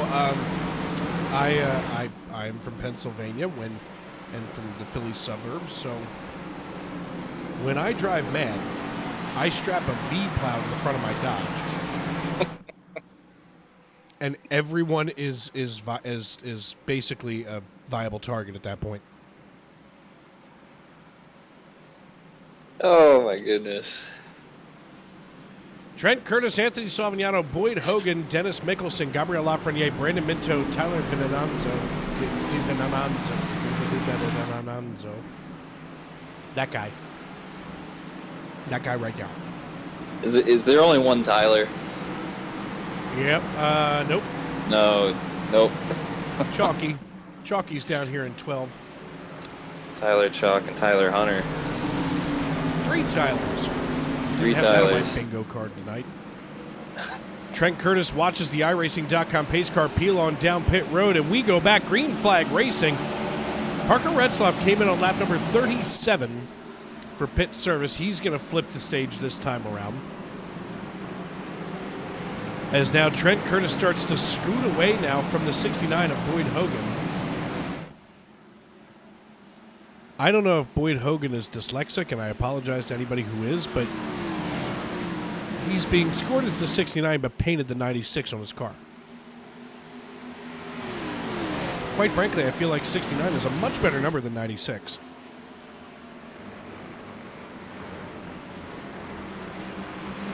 Well,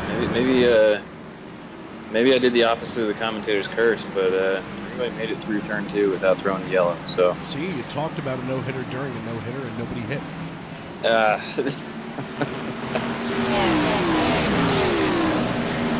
Trent Curtis leads us down toward the short stretch as he gets ready to make that hard left turn toward the penultimate turn as he comes out of there through that little zigzaggy. Trent Curtis with just a few feet to go can see the start-finish line. A bobble coming out of the final turn. He comes to the start-finish line, and Trent Curtis going to win stage number 2 here at Watkins Glen International. Yeah, a little tangle up further back in the field on that final corner. Of course they did. Like they had anything else to do? You know, like finish?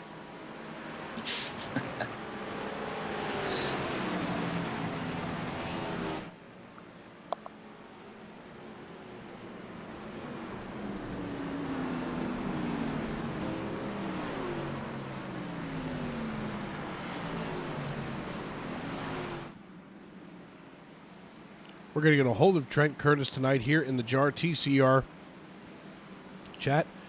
Winner of stage number 2, Trent Curtis. Hey, it's Dave up in the booth. You got me? Oh, loud and clear, Dave. Buddy, it's been kind of a rough stage 2 there, huh? I think you had more caution laps in stage 2 than you did green. That was a bit stupid by everyone in this league. I'm embarrassed by everyone in this league that we can't go. We did 20 laps green, and I said, I want to get track position for this stage, just out of, racing Parker, and saw some of the guys who pitted, and I was just like, I think I'd rather have track position. I didn't think that it would be such a necessity that we just wreck every single lap and we did a 1-lap stage. But here we are, Watkins Glen throwing cautions. So, fun times out here, Dave. Yeah, in fact, I think Barney up there in the flag stand was getting so bored he wasn't throwing cautions anymore. He was throwing gang signs to threaten everybody. Yeah, I don't know. Maybe his favorite color is yellow this week. We were throwing cautions for 88th place wrecking, so that's real cool. But hey, you know what? I hope we can run these last 40-some laps green because this is just frustrating, man. I liked last year's race a lot more. Yeah, last year's Watkins Glen race was fantastic. Now, as I'm watching here, you stay out and decide that you're going. Are we coming in at all, or are you going to see how far you can stretch the fuel here? I think as long as we don't have another caution, which knowing this race, we might just have a million cautions, and we just might never go green again. But I'm hoping that we all go green here and we have a nice little stretch. Hopefully this Celsius car can stay up front here. Hopefully all the squirrels in the back stop wrecking each other for 88th place, and we give you some entertaining here. Yeah, brother, listen, we're looking for some kind of entertainment. I'm getting tired of dumping to commercial. Yeah, listen, it's not for lack of trying. Me and Parker had a fun little battle through the S's there, and then we all crashed. So hopefully we can keep this thing green for a little bit longer. All right, brother, good luck. All right, thank you, Dave. That's the voice of Trent Curtis, winner of stage number 2 here at Watkins Glen International. Since nobody could behave themselves, we're going to step aside and pay some bills one more time here. And hopefully the last time you'll see a commercial all night long. Let's all hope for green flag racing. Preen Garden Weed Preventer and Preen Garden Weed Preventer Plus Plant Food block weeds before they start and are safe for use around over 400 flowers, vegetables, trees, and shrubs. Best of all, they give you 3 months of freedom from weeding in just 4 easy steps. You can apply Preen anytime before or during the growing season. But since it's a weed preventer, not a weed killer, early spring is best. Here's how. Start by removing existing weeds and their roots in the area where you want to apply Preen.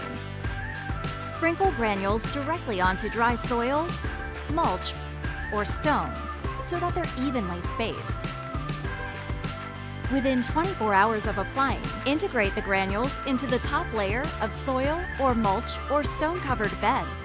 Finally, water with a hose or sprinkler, or a well-timed soaking rain to activate the protective weed barrier. When activated, Preen creates an invisible weed-fighting barrier just below the soil surface that targets and prevents weed seeds from sprouting and forming roots. People and pets may enter the treated area once dusts have settled and the area is thoroughly dry from watering or first rain.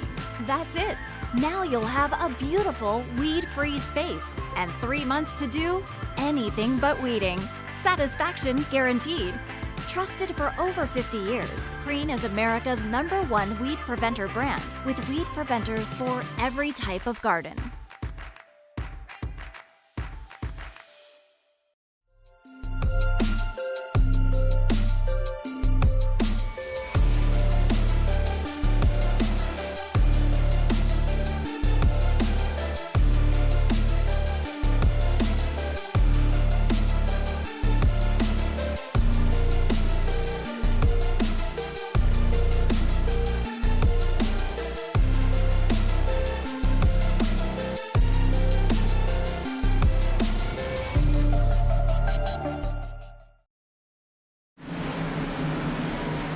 Welcome back to Watkins Glen International. Dave Regal and Colin McDonough with you here in the Tony Trapasso Memorial Broadcast booth. Boyd Hogan, your new race leader, is he's going to be joined in the front row by Trent Curtis, Dennis Mickelson, Gabriel Lafreniere, Brandon Minto, Mike McConville, Tyler DiVincenzo, Brock Packard, Sylvain Joly, and Larry Miles. They are your top 10 as we get ready to go back green flag racing for the start of stage number 3. We should have, just a little bit less than 40 to go here in stage 3 now.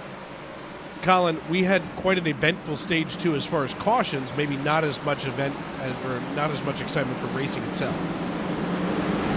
I think there are going to be a lot of drivers very disappointed that they didn't have the opportunity to move up the field during stage 2.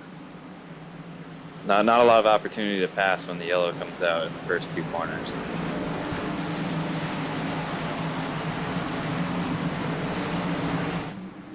Boyd Hogan going to have control of the field as they come down toward the penultimate turn.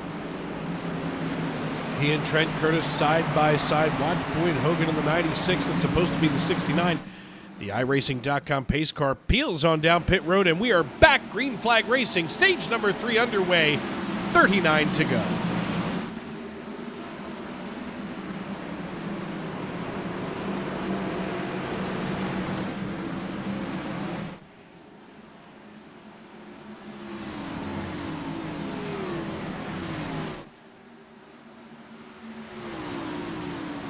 Do a great restart out front, going 3 wide through the S's. I just see 3 wide through the S's.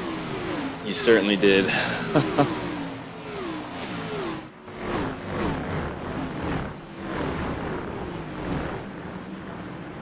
don't know if I like that.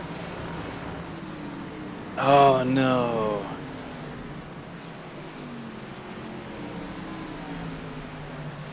Seventh caution of the evening. I think that was through the bus stop. Gabriel Lafreniere missed the bus. Oh boy. There was no reason for NASCAR to throw a caution there.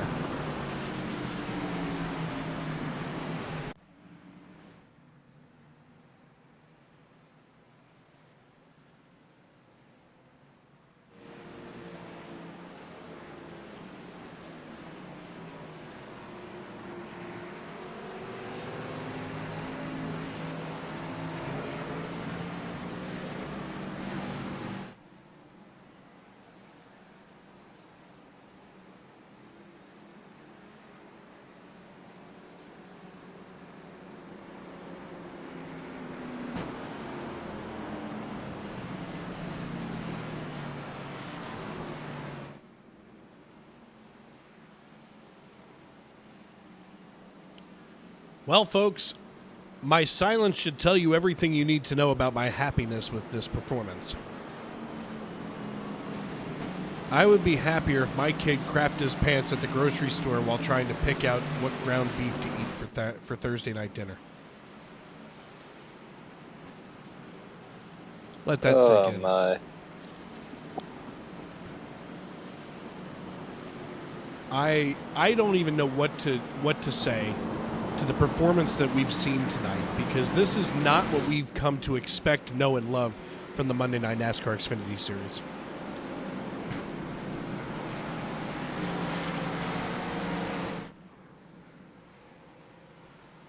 I don't know if this is just tension among drivers that's bringing this out, or if it's I'm not quite sure what it is, but really struggling to get through one lap clean and get strung out.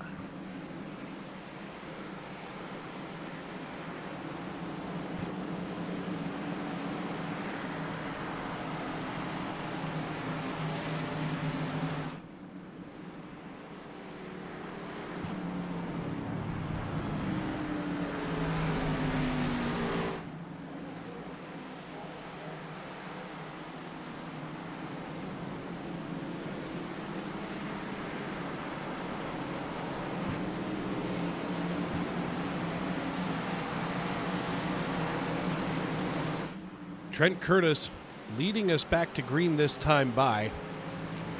He's got to be down there angrier than a hornet. And a lot of these drivers are more frustrated than Keebler Elves getting demoted to Fudge Packer.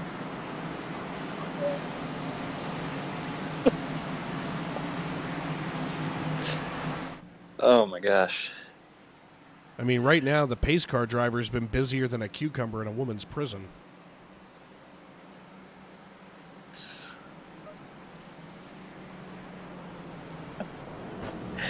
Dave, I got nothing for you. He is up here. He is here in the broadcast. Colin is desperately trying to hold composure. I will get him. I mean, you've been solid. You're definitely gonna get me. It's just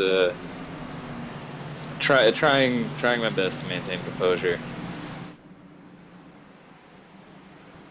I will say I want to throw out a fun factoid. Daniel Moynihan currently holding the fastest lap. Under caution? No, just overall. Oh, well, thank goodness that we have a fast lap somewhere. Yep. Daniel Moynihan's fast lap is a 1:12.581. Huh, look at him. That's my guy out of. That's You know what? very good. Let's go ahead and talk to Daniel. You got to hear this guy's voice. It's almost as beautiful as mine. This is, first of all, Daniel Moynihan. What was that? What was that guy? Josh Grayson. This is Josh Grayson's Boston brother, Daniel Moynihan. Hey, Boston. fella. What's up, happening, buddy? Listen. My partner here in the broadcast booth, keeping me honest with stats tonight. You just laid down fast lap at 1:12. What did you say there? 88. 1:12.581. There we go. How's the 53 handling tonight? It's handling good. You know, I kind of wish we had a little bit more time to actually race here, but we're having a lot of trouble getting around this track, apparently. But yeah, I mean, in that first stage, car handled great. I'm just hoping I can get to that point here pretty soon in this last stage.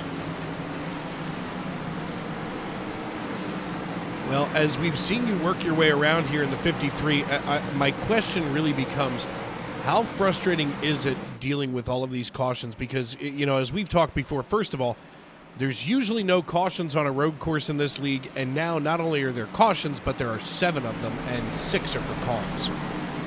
Yeah, it's pretty frustrating because it's not even the track itself. It's just kind of everybody, you know, going for themselves and a lot of taking, not a lot of giving, and maybe making some questionable moves when they really shouldn't be made.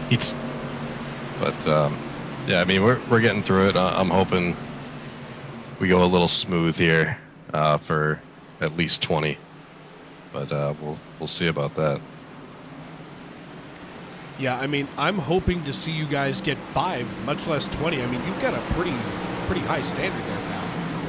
Hey, listen, that's where I want to get to. You know, get some space in between all these other cars, hopefully. And I think at 20 laps, tires will be worn in a bit, and gaps will be made, and that's just where it gets good. I do love a good gap. That is where it gets good. And now I break the drivers too. You know, here's the thing, man. It's gonna be a long night. So keep yourself smiling up there. Make sure that you tell Chris, listen, I may be talking smack up here over the driving quality this evening, but overall, it's still a great race here at Watkins Glen. So good luck the rest of the way, buddy, and hopefully we see you toward victory lane later tonight.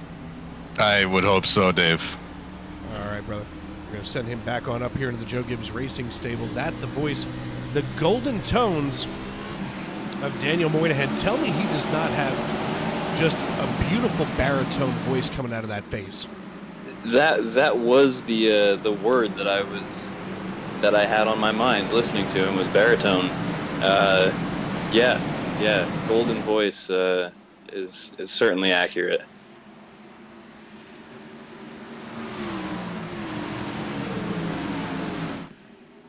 .48 laps in the books. Boyd Hogan, your new race leader. He's just ahead of Trent Curtis. Dennis Mickelson running in third.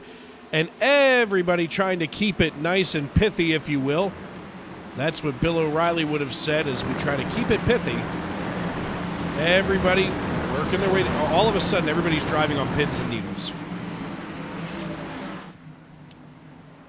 Finally starting to see some separation between these drivers as Boyd Hogan is driving away. There were a couple of spicy moments coming out of the bus stop, but it looks like for the most part... Oh no! Turn 9.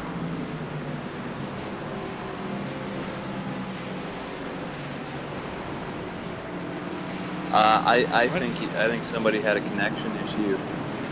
I mean, Daniel Moynihan stepped out of line here.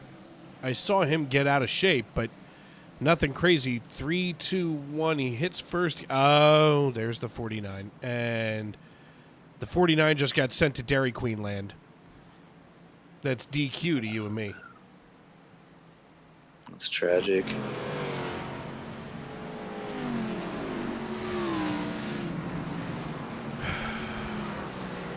Wonder what else is on TV. I can read the TV guide. I used to do a thing when I worked alone for the independent when I had the Independence Racing Network. I would begin to read Wikipedia. Would you really? I would dive down a Wikipedia rabbit hole. You know what? Nope, I've got something to rant about. Just see it here on the TV. Right now, Jason Kelsey is in the Monday night, I almost said Monday Night NASCAR, Monday Night Football broadcast booth in between Joe Buck and Troy Aikman. And he doesn't have a tie on. Now, Troy is dressed Dapper Dan. What? You're sorry, what? The tie was what got you. Yep. Yep, sure is. Man, you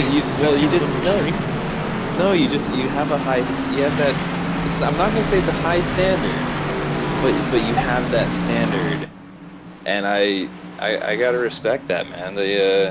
You have a dress code in mind, and I think that that attention to detail is pretty stellar. I mean, I am dressed in my finest attire tonight, dressed for the job you want, not the job you have. That's right. And if ESPN's hiring, although I hate them, I would go work for the worldwide leader. I think Alan forgetting to put on his fire suit earlier may have been the cause of his qualifying results.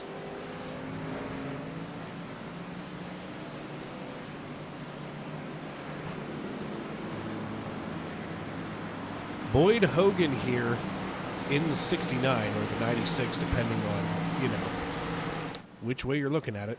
First of all, he's got Champion down the side of that. Isn't that the Harbor Freight tool brand for power tools? Like heavy power tools? Oh, my. Checking.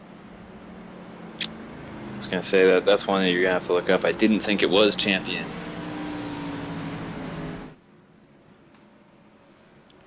I know there's Icon, but I think that's their hand tools.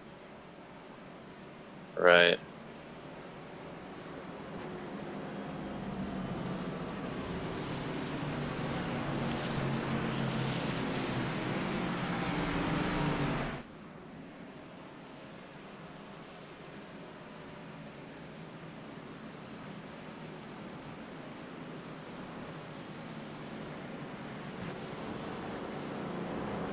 Oh, okay. I've never bought power. No, I lie. I did buy power equipment. I bought a right angle grinder back when I was 18. I had to grind the top of the door down, and I bought a right angle grinder. It was a Chicago Electric right angle grinder from Harbor Freight. I believe I have the same one. Well, here's the thing. I was 18 and standing on top of a ladder grinding the top of a steel door down. And the wheel flew off and went down the hallway that I was working. Thank God that it was a former bank operations building. I watched the 4-inch wheel go flying down the hallway. Oh, I don't know. What is that, like 4,000 RPM? 4,000 RPMs. Like, you know, when you start that tool, it feels weightless in your hand.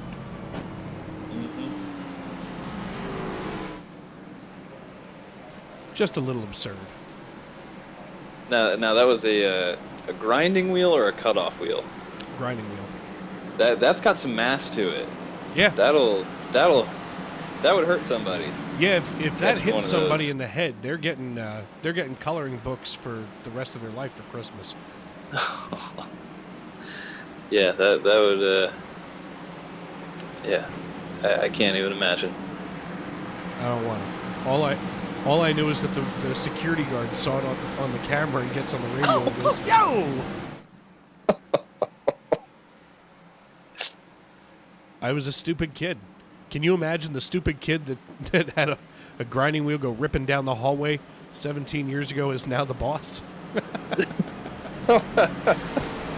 Oh, the irony. Well, if you manage to stay at a job long enough and learn from your mistakes, anything is possible. Well, that and it's an equal opportunity employer. I, on the other hand, am an equal opportunity offender. Nobody is safe. It's like French baseball. Everyone is in left field and no one is safe. Oh my gosh. We're going to start digging deep into the bag here. Hey, Speaking of the bag... Hit me with whatever you got. Speaking of the bag, I'm watching the Eagles game over here on one of my screens, and it's not a dumpster fire yet. But they are trying every way they possibly can to lose this game. 2nd down and 6 from the 9. In the shotgun is Hurts. He drops back, looks to his left, throws, completes the pass. Nope. Sorry for you. Covey can't get it done. As we come around to turn 9, the iRacing pace car is going to get us started in just a moment.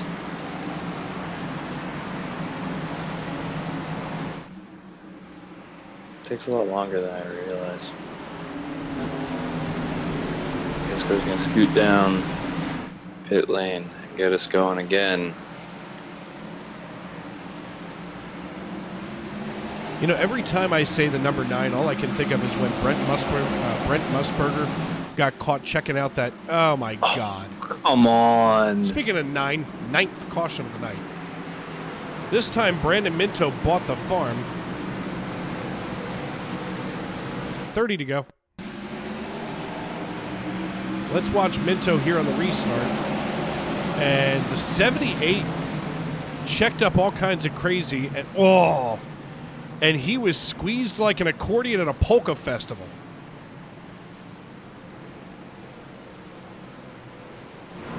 By the way, I've been to one. Now, you with Polish blood, do you have a favorite polka? I can't say that I do. Disappointing. I hate to admit this. I'm a huge fan of Weird Al's Angry White Boy polka. That's not upsetting. All I right. actually enjoy real polka music. It's a thing. I think it's great. I feel like I have to be in the mood for it. No, it's Monday night. I can't hate on it. We are so close to just playing polka music right now and watching this race. I'm fairly certain, though, that I would be violating all kinds of copyright laws. Yeah, there are definitely a lot of those.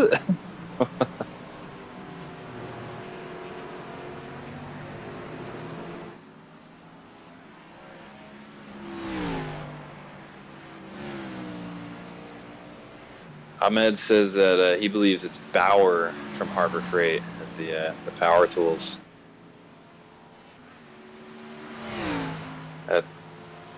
Well, Ahmed is right. Bauer is the power tool brand from Harbor Freight. I was pretty. I knew it had to be something. That sounds about right.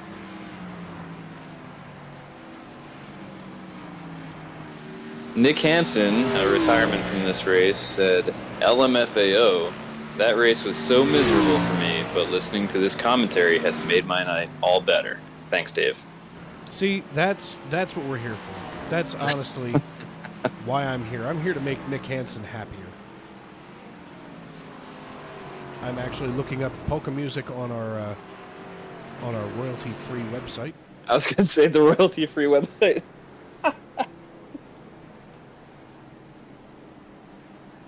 Gotta be something.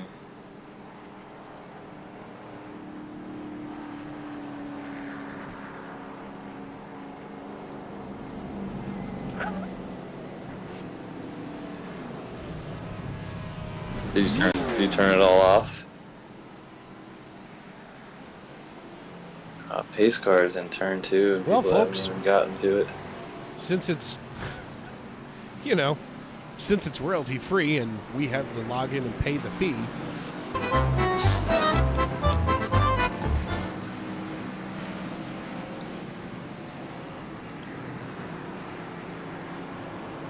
We saw a lot of pit stops out of that.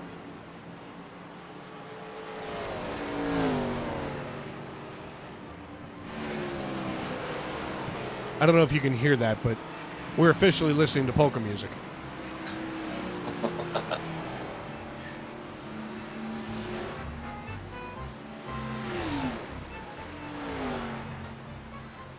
Dave, this almost makes it more entertaining. I was going to say, Dave, unfortunately I'm missing out on the polka. You're not playing it over Discord for me.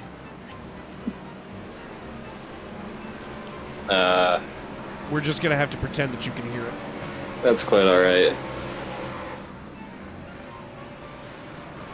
I'll enjoy it vicariously. This is what you folks... Look, if these guys couldn't get their act together... You're going to get polka music. That's what you get.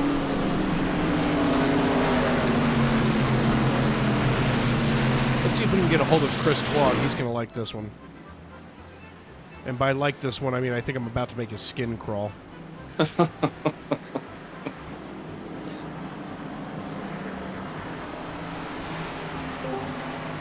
Hey, Chris, it's Dave up in the booth. You got me? Hi, Dave. Well, Chris, with the audio bed of polka music, because things have really devolved here on the racetrack, what's going on down there? What can you see from your perspective? I'm seeing a lot of smoke. I think we've brought in a new pope or something. I don't know what's going on. Chris just beat me at my own game. I mean, you might not even be wrong at this point. I'm kind of curious, because this is not the typical driving that we see here in the Xfinity series. I mean, is there just something in the water? Or is it everybody stopped in wine country on their way here? It must be. It's like we got off to a pretty nice start. And since stage 2, it's been a little bit of mayhem. I know that we haven't had cautions at road courses very long. In fact, last night was the first night. Felt pretty good about it. We only had one caution for cause. So I don't. It's not the mechanism that's bringing out the cautions. I think it's just we need to have some more patience. If we had patience for one lap or 2 laps, I think everything would get strung out enough to where we wouldn't have any major collisions. But we have to get that lap or 2 in first before we can get there. Yeah, unfortunately, it makes it a long night for you guys in the car. What are you doing to keep yourself busy, besides apparently not listening to polka music, there in the cockpit? Watching the Braves game, and I'm watching the, if you can call it a game, and I'm watching the Eagles and the Falcons. So the Eagles and the Falcons. With, of course, I know that you've seen his face, those beautiful blue eyes of Troy Kenneth. He is talking, yes. He was just talking to Jason Kelsey, so yes. And, I said to Colin here, the only problem that I had with Jason Kelsey is that there he is between 2 fantastic broadcasters. You know how I feel about both of them. And no tie.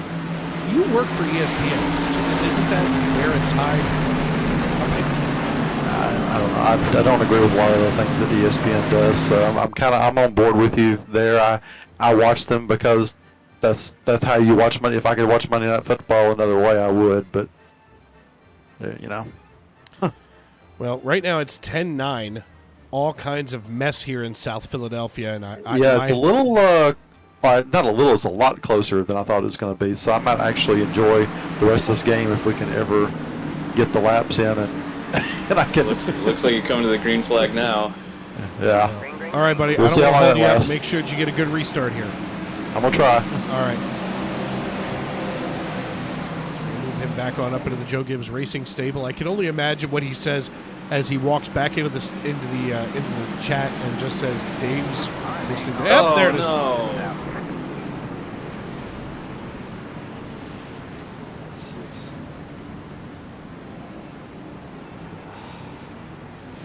Here we are, caution number 10. Hey, maybe you should call up Chris again and see how he's feeling about that restart. I don't think it's a good thing to ask Chris how he feels about that restart. No, it's not. Who would have known there was so much? Who would have known that there is so much royalty-free polka music? I didn't have that on my bingo card. That comes as very little surprise. Did you have listening to polka music on your bingo card at all tonight? I did not. No.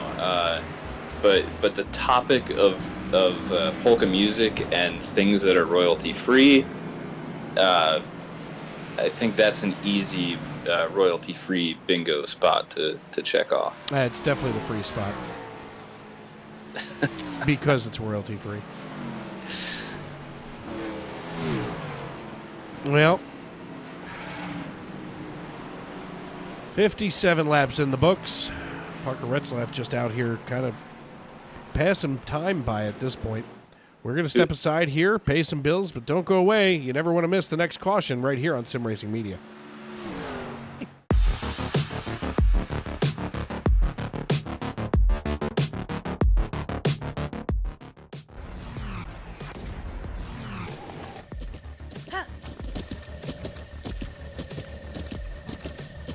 With the Butt Kicker Gamer 2, what you see and what you hear is what you feel.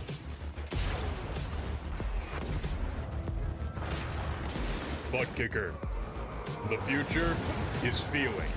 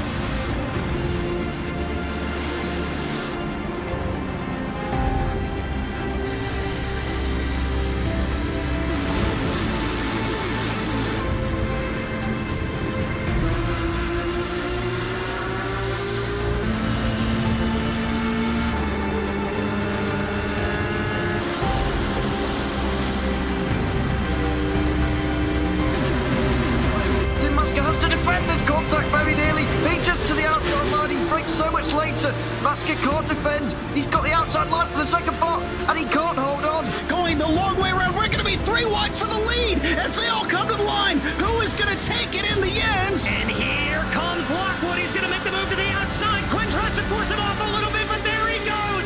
It's going to be side by side through turn 1. Will he be able to cover him off? He does.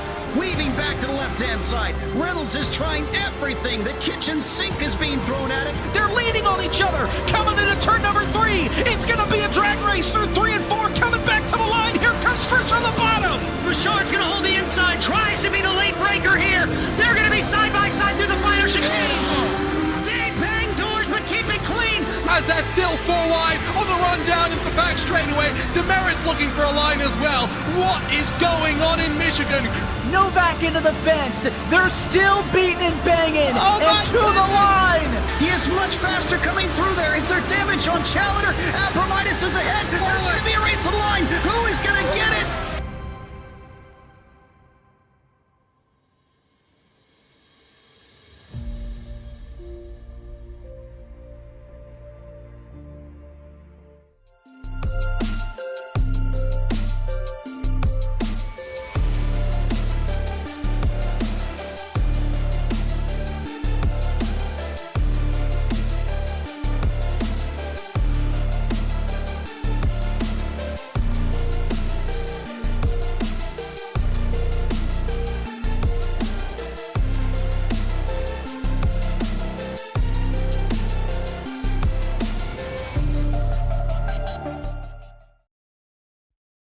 Racing isn't easy, but experiencing it is.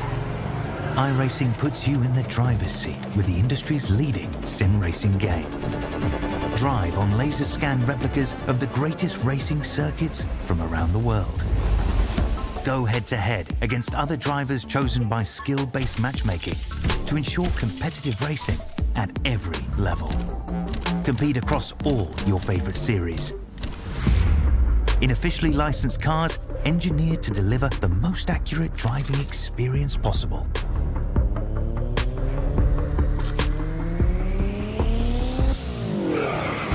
Join a race or host your own with players from across the globe. Race against the computer or in a league with friends. Feel the thrill behind the wheel. Visit iRacing.com.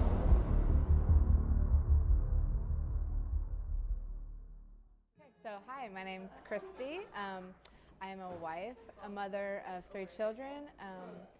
I am a sister and an aunt of lots of nieces and nephews, and I'm also a substitute teacher.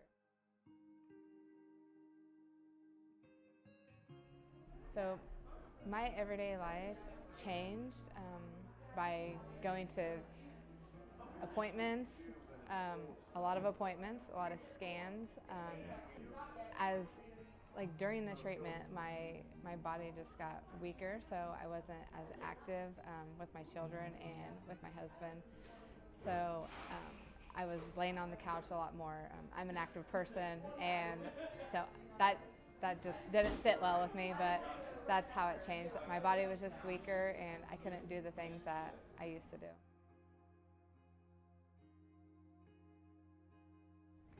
So there was a lady in where I live from a local church who had heard that I had breast cancer, and she sent me a letter just reaching out for support, and she actually said that she's the one that told me about Trisha's Hope and that I should contact them, so I did.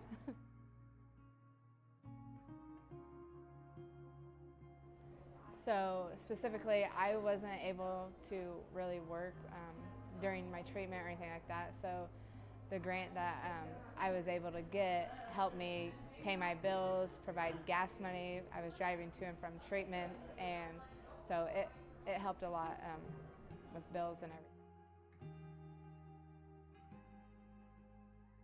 I would just say I am so grateful for Trisha's Hope and for all the people that have donated, because I don't know what I would have done without them.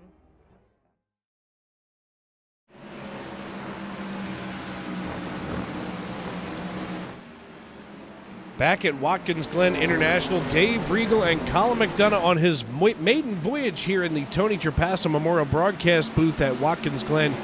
We have a new race leader, and it is Christopher Tate. Here as we work lap number 61, we're about to finally be at that 20 to go mark in just a few minutes here, as it has been an arduous race tonight here at Watkins Glen. What a mess. It truly has been a mess. I don't know lap count, but I think they may have done more laps under yellow than they have under green. I'm doing the math in my head. An average of 4 laps per caution. What is it? 11 cautions is 44 laps. Oh my gosh. I'm just guessing at 4 laps. If that's the case, I think they're about tied between green flag and yellow running. That's always a scary stat. And I've called races that are like that, and it is just such a joy.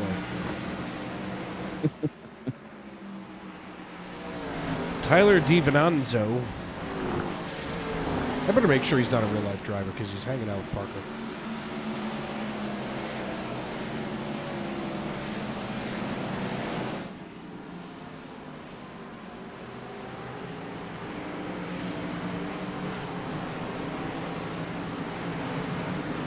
Ah, crap. Uh-oh. What have you learned, Dave? Well, Tyler DiVincenzo, let's see what his... Yep, it's him. He drives the 97D in the United Racing Series in real life. In 43 starts, he's got 3 top 10s. He is from Guelph, Ontario, Canada. One of our neighbors from the north. He is the 2024... Oh, no. Oh, no. Oh, no. He is the 2024 APC Late Model Champion. And he looks very happy in this picture. He would not be very happy with my pronunciation of his name. Dave, we all make mistakes. It's not a mistake.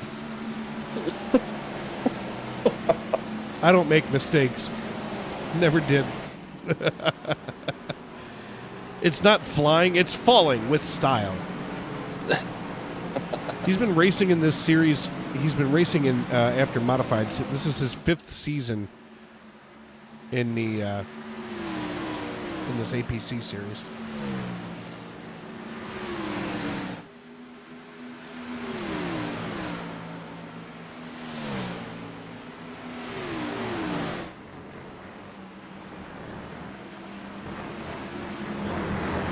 Tight battle for the lead. Happy to finally see it.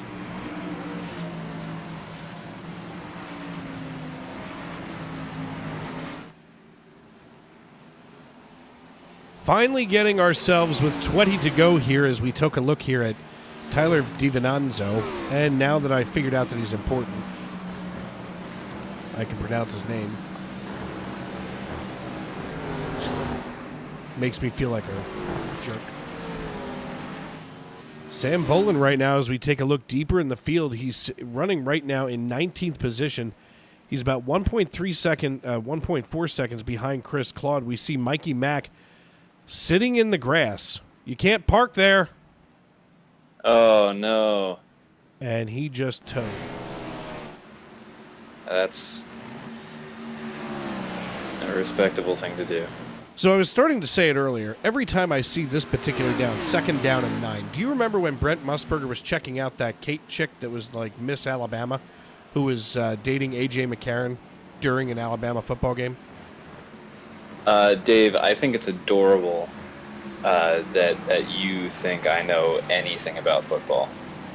Well, it's not really about football that this story is. It's more about a broadcaster. But I see your point, because you did tell me pre-show here that you're not really a football guy.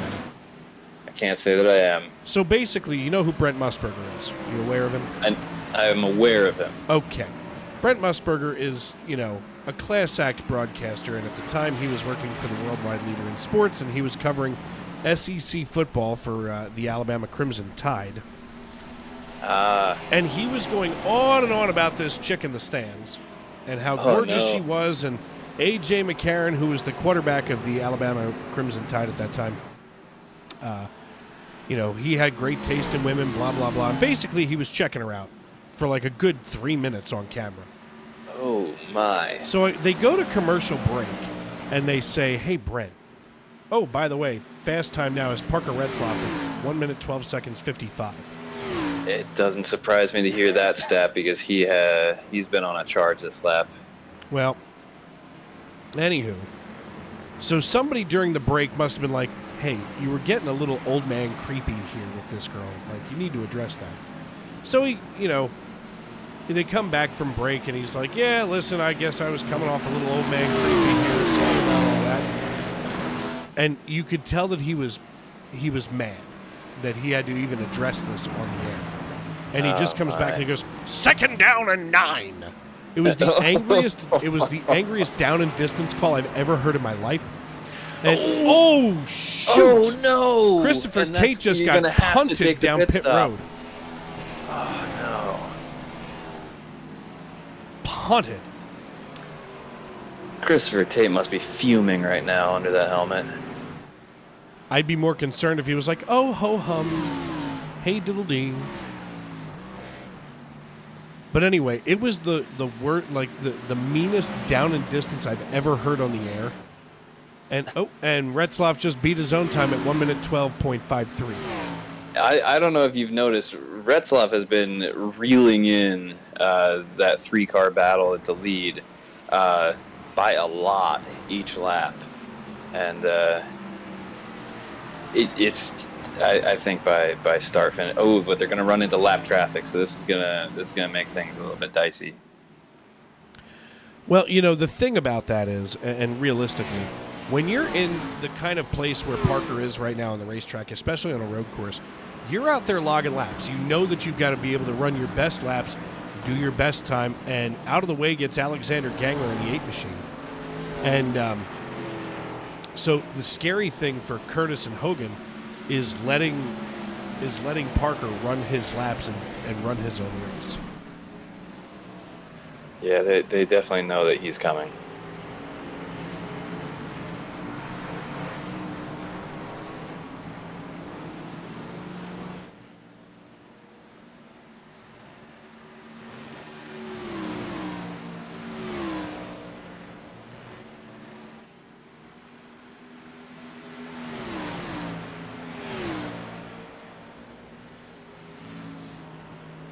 They might be catching Daniel Moynihan by the carousel, maybe not. I think Moynihan had some repairs earlier.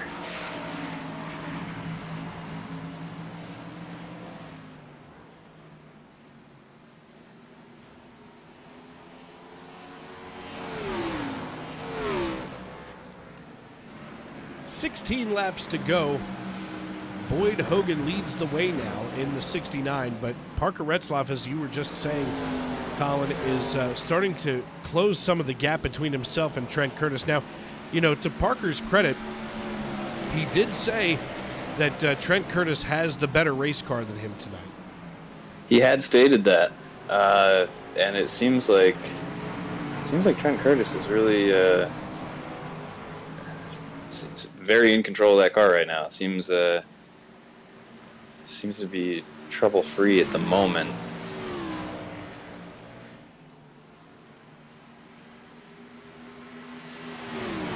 But the pace that Parker has after mentioning that he wasn't feeling too comfortable about the way the car was, it seems whatever changes they may have made really sorted things out. Because his pace is just really, really good. It's one thing to run fast laps, it's another thing to do it lap after lap after lap.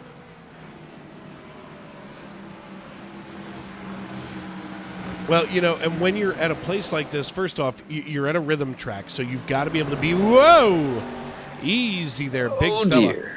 That was a huge checkup out of the 13, and that slowed him down enough that just put him right into the clutches of Parker Retzlaff.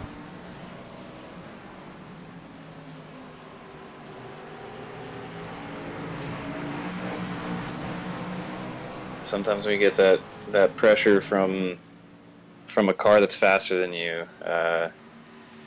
it just forces you into overdriving corners.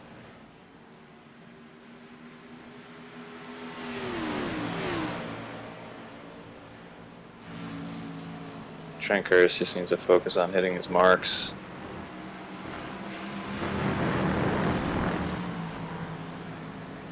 "14 laps to go, and Parker Retzlaff now lets Trent Curtis run away just a little bit. The question becomes, is he doing this intentionally, or is Trent Curtis just that good?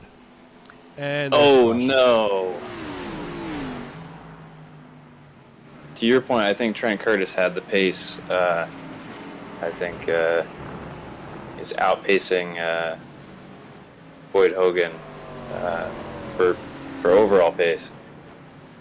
But that caution is really going to throw things off.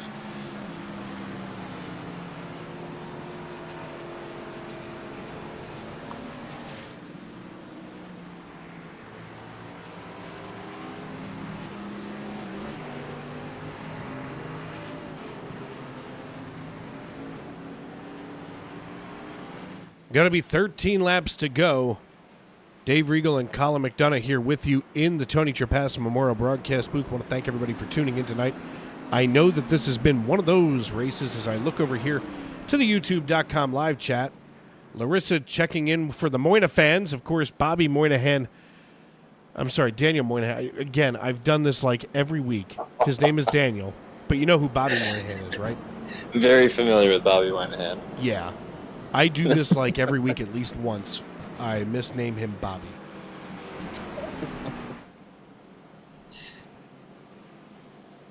Seems like an easy mistake to make.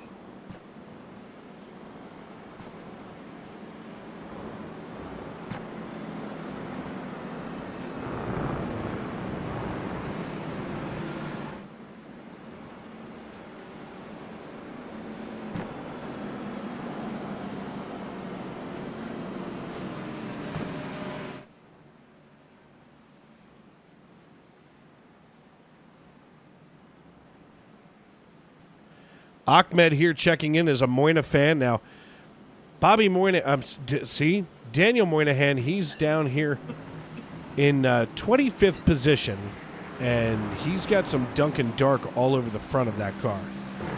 Not a happy camper. Let's take a look here at some of these paint schemes because we've got nothing else to watch at this point. Seems like as good a time as any. Of course, I don't have the zoom key. That's fine. I'll just do this. Just gonna roll around here and check out some of these paint schemes. There's the Bag Tour number 74 of Noah Rainwater.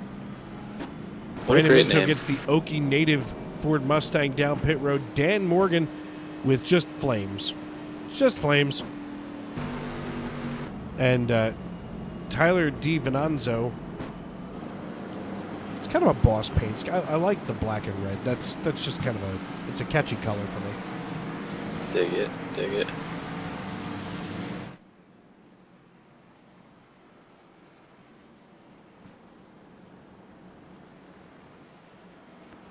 Well, folks, we're going to step aside here. And when we come back, hopefully the finale of this race at Watkins Glen International. So, hi, my name's Christy. I'm a wife, a mother of 3 children. I am a sister and an aunt of lots of nieces and nephews, and I'm also a substitute teacher. So, my everyday life changed by going to appointments, a lot of appointments, a lot of scans. As during the treatment, my body just got weaker, so I wasn't as active with my children and with my husband. So I was laying on the couch a lot more. I'm an active person, and so that just didn't sit well with me, but that's how it changed. My body was just weaker, and I couldn't do the things that I used to do.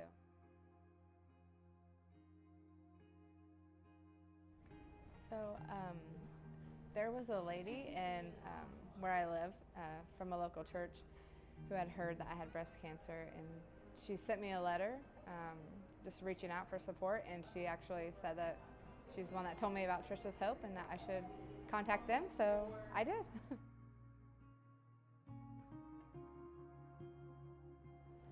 So specifically, I wasn't able to really work during my treatment or anything like that, so the grant that I was able to get helped me pay my bills, provide gas money. I was driving to and from treatments, and so it helped a lot with bills and everything.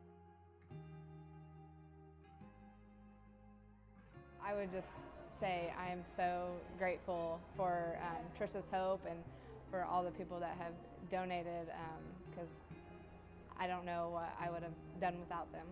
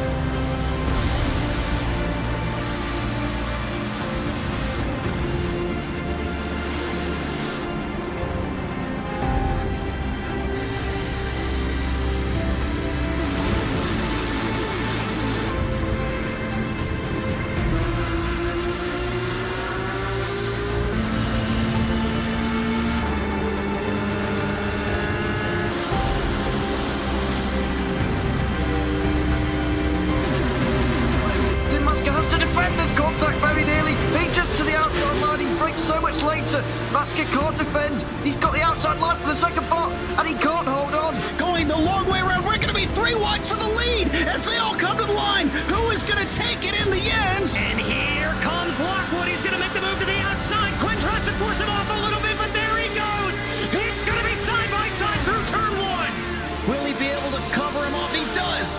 Weaving back to the left-hand side. Reynolds is trying everything. The kitchen sink is being thrown at it. They're leaning on each other. Coming into turn number 3. It's going to be a drag race through 3 and 4. Coming back to the line. Here comes Frisch on the bottom. Richard's going to hold the inside. Tries to be the late breaker here. They're going to be side by side through the final chicane.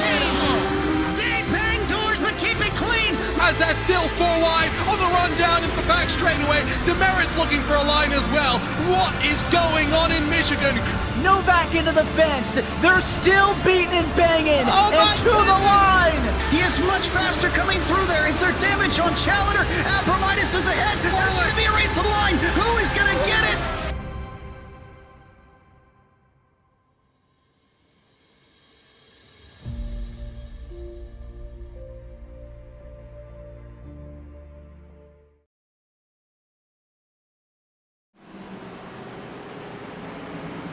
Welcome back to Watkins Glen International, where we're finally getting to the point of single digits with 9 laps to go. Dave Regal and Colin McDonough with you here in the Tony Trapasso Memorial Broadcast booth. I want to thank everybody for tuning in and sticking with us It's been an interesting evening here. We've had everything from great racing to polka music.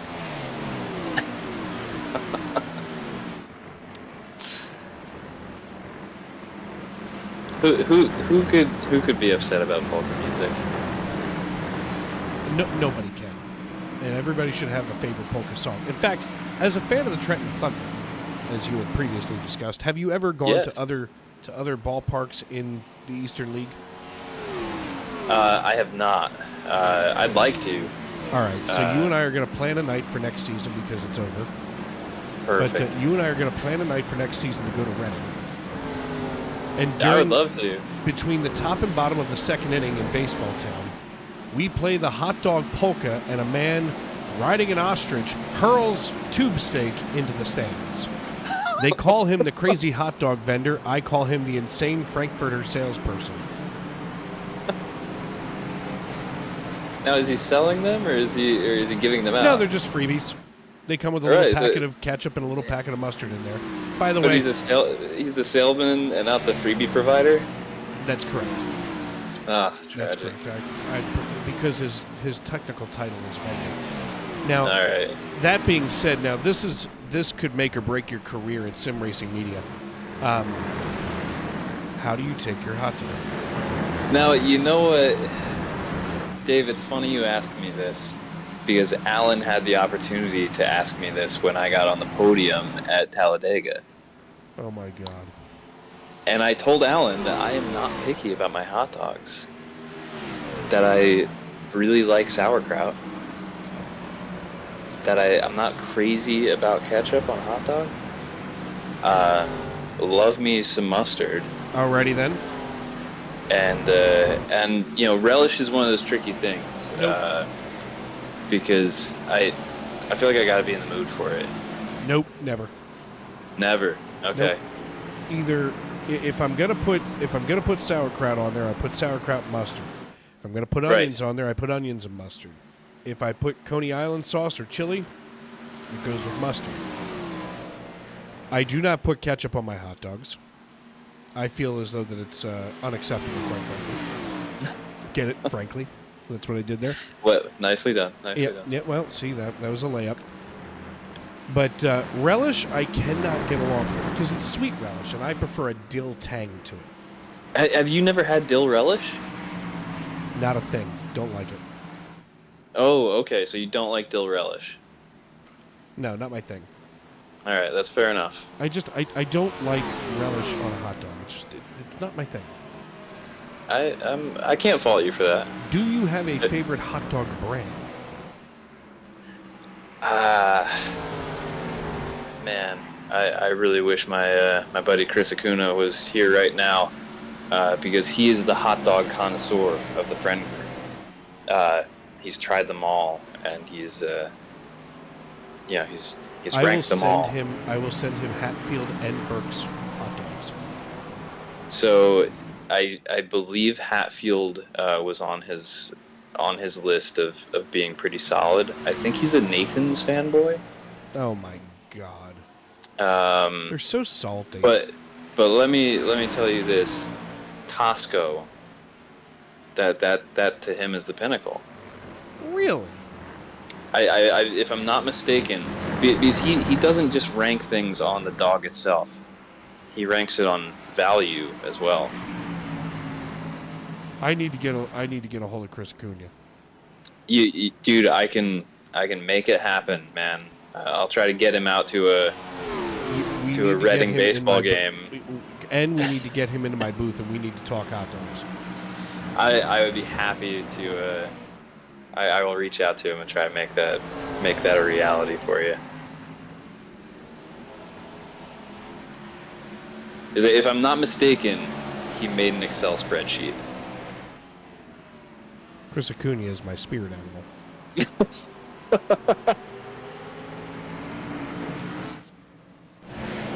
Taking a look here at Rich Jett in the double natural, that's 77 out of Smithfield, PA. Currently running in 11th. He's up 25 spots right now, just ahead of McAdoo, Pennsylvania's John Wilco driving the 62. He is our biggest mover of the night right now at plus 26.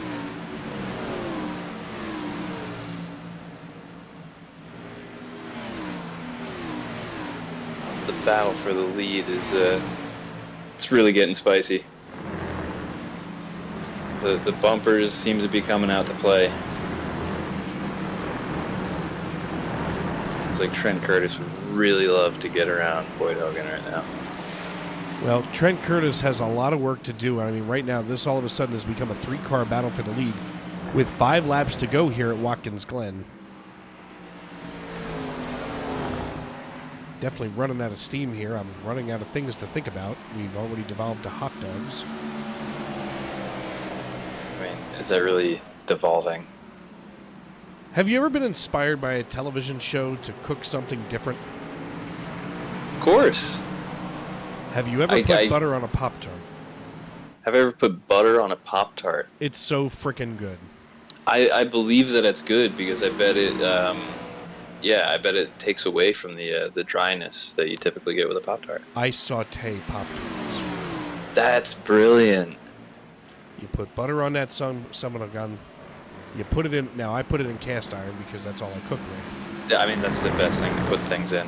And I saute that just for a few moments, just enough to melt the butter, get it into the crust there. But oh my God, it is life changing. I'm gonna have to try this. I was inspired by Family Guy. Oh wow. Family Guy was the inspiration. Yeah, Peter and Quagmire wrote a song called "Have You Ever Put Butter on a Pop-Tart?"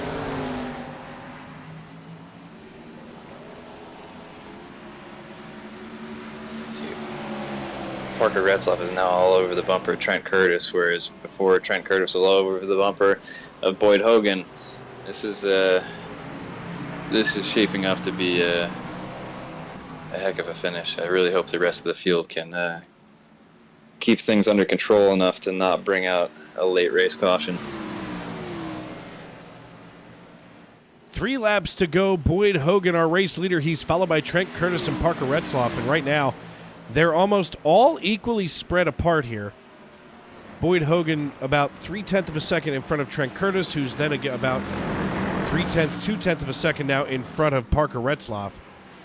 But 3 laps to go, and these guys have suddenly separated themselves from the rest of the field.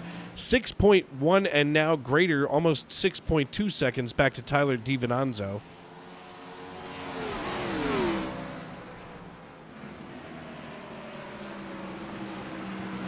Ben Garrity says he's catch-up only. And, well, first of all, Ben Garrity is still a kid, so I'll allow it for now, Ben, but... and I also... First off, a little backstory on Ben Garrity.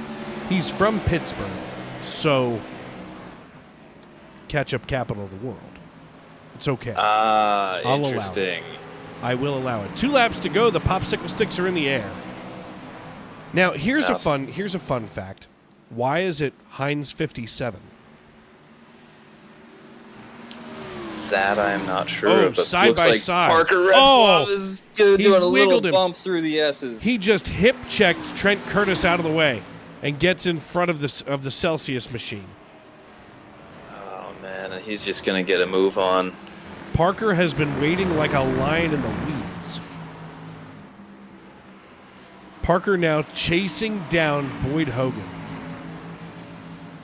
Boyd trying to hold him off. Of course, there I am whacking the microphone, but Boyd here, as he looks out the rearview mirror, this is what he can see, and you can see Parker getting ever closer.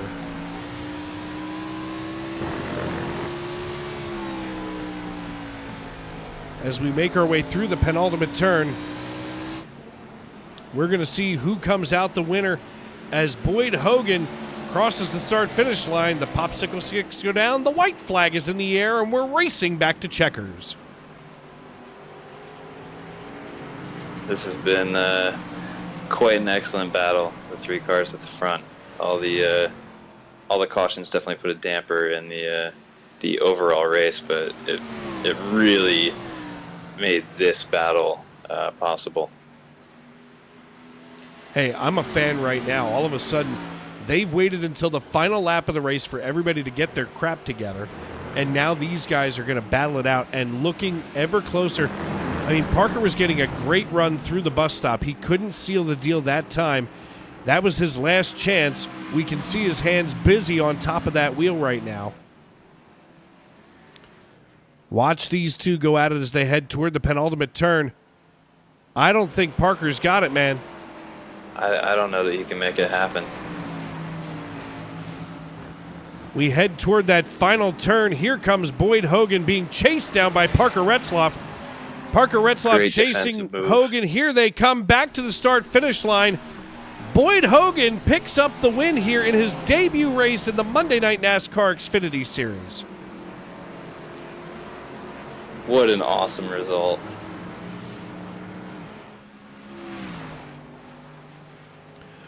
What a run we have tonight as Boyd Hogan, Parker Retzloff, and Trent Curtis cross the start-finish line 1, 2, 3. The top 5 is rounded out by Tyler DiVincenzo and Gabriel Lafreniere with Brock Packard, Dennis Mickelson, Sam Bolin, Sylvain Joly, and Rich Jett. That's your top 3.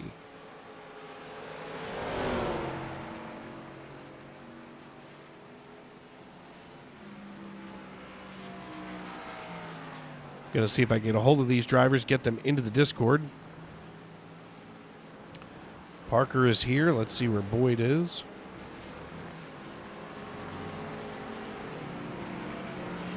And Trent Curtis.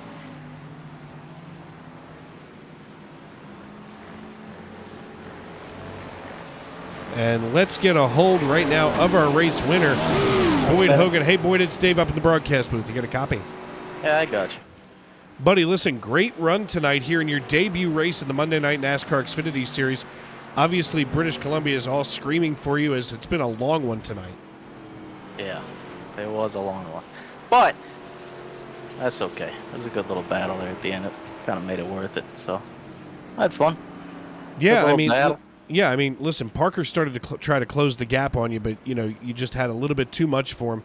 I mean, he said tonight that he was afraid that Trent had the better car, but it turns out to be you as you burn it down here at the start-finish line. What was your secret sauce tonight to get across the start-finish line the first time? Clean air. I mean, I was plowing the back half there. You kind of see it. I know Parker was too because we're on something pretty similar. But no, I thought Trent for sure. He had something pretty good there. I just needed a little more rotation at the back half of the course. Front half was good. We were relatively even, but if I was in the 30 round, I think I'd been able to make anything happen because I felt like Parker definitely had a little bit more pace, but I kept getting a little bit better as the night went on, but still not all the way, I don't think.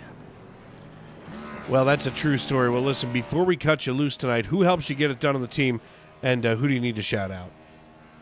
Everyone at Legacy Esports, Mike Bruno, Tyler Justice for doing the laps and racing the set earlier on in the week. I haven't had the time to, so appreciate those guys. Got to say hi to the wife.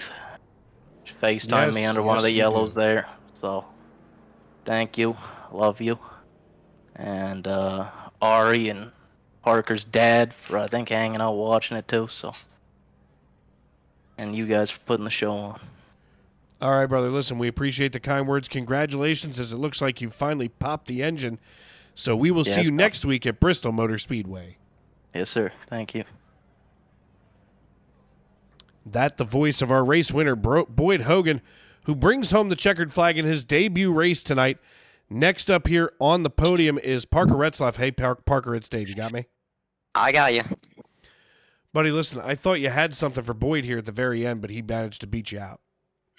Yeah, I mean, I think, well, me and Boyd are teammates, so I'm still happy to get a 1-2. So I just tried to let Trent and Boyd battle for a second just to try and see what would happen, and I just tried to go too late and just didn't give myself enough time. I think that I ended up after those adjustments after stage 1, I got buried in traffic, but I think I ended up, adjusting it and making myself a lot better throughout the race and ended up, I think, being the best car. I just, was too far back in traffic. At one point, I, was 4.5 seconds behind Trent and Boyd and caught up to the pack before we had a yellow. But overall, that battle in the top 3 there between me, Boyd, and Trent was really, really good. Yeah, I mean, it was definitely a hard-fought battle tonight. I mean, especially the biggest thing you had to overcome was all of those caution laps. I mean, Listen, we got to the point up here in the booth that I started playing polka music. That's how horrifying it was to watch what you guys were going through. Yeah, I mean, the yellows were just, I mean, it should just never be happening. There was a lot of one-car spins that we were having yellows for, and on a road course, every yellow was like, I don't know, it feels like every yellow takes 10 minutes. So, I mean, this race, I don't know, what it take, 2.5 hours or something? 2 hours 20. Yep. Yeah, so, like, I mean, the race at the beginning, green, it was going to be a really good race. I mean, the first stage, I don't think me and Trent left them second apart. I mean, overall, I think the whole race was going to be like this between the top three of us if we could have just had the runs. But I think it was really fun, and I think that you'll see a lot of competition at the end of the year in this league. All right, brother. But listen, as always, thank you for putting on a good show for us tonight. And before we cut you loose, who helped you get it done here on the 5 team for the Funkaway Chevrolet? Yeah, I mean, just everyone at Team Rogue and Legacy, and everyone at Funkaway, and everything everyone does for me. Thank you, guys. All right, brother. Congratulations. We'll see you next week at the regular season finale in Bristol. Thank you. And last but certainly not least, Colin, I believe that you should have with you now Trent Curtis, driver of the number 13. Trent, how were those closing laps? Tell me what you were feeling. Buddy, that's what I was feeling. It makes up for the crap that was the middle part of that race. The middle part of that race was terrible, but I think the ending made up for it. That's what I was hoping. You know, when Parker laid down the challenge to me midsummer for this race, you know, this has kind of become my priority. I know I've joined a few of these races here and there in between then and now, but I've been really zero focusing on this race. You know, I shout out to Matt Busa. He gave me some tips earlier this week, or last week, I should say. I've been down at Watkins, Glen all week at the track, so didn't really have a whole lot of time to prepare coming into today. And yeah, I just wasn't very good at restarts. Now, Trent, it looked like you had great pace on Boyd towards the end, and I'm curious if you thought you had a move up your sleeve for Boyd.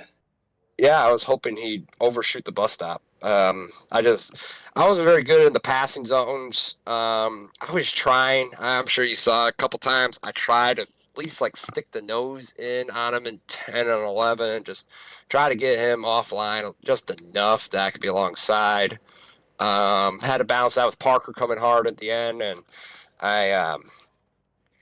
because just turn one, he was just better than me, you know, and I felt like I was at least equal or better for the rest of the track. But if you're not good in turn one like I was, you know, it's so hard to get back by.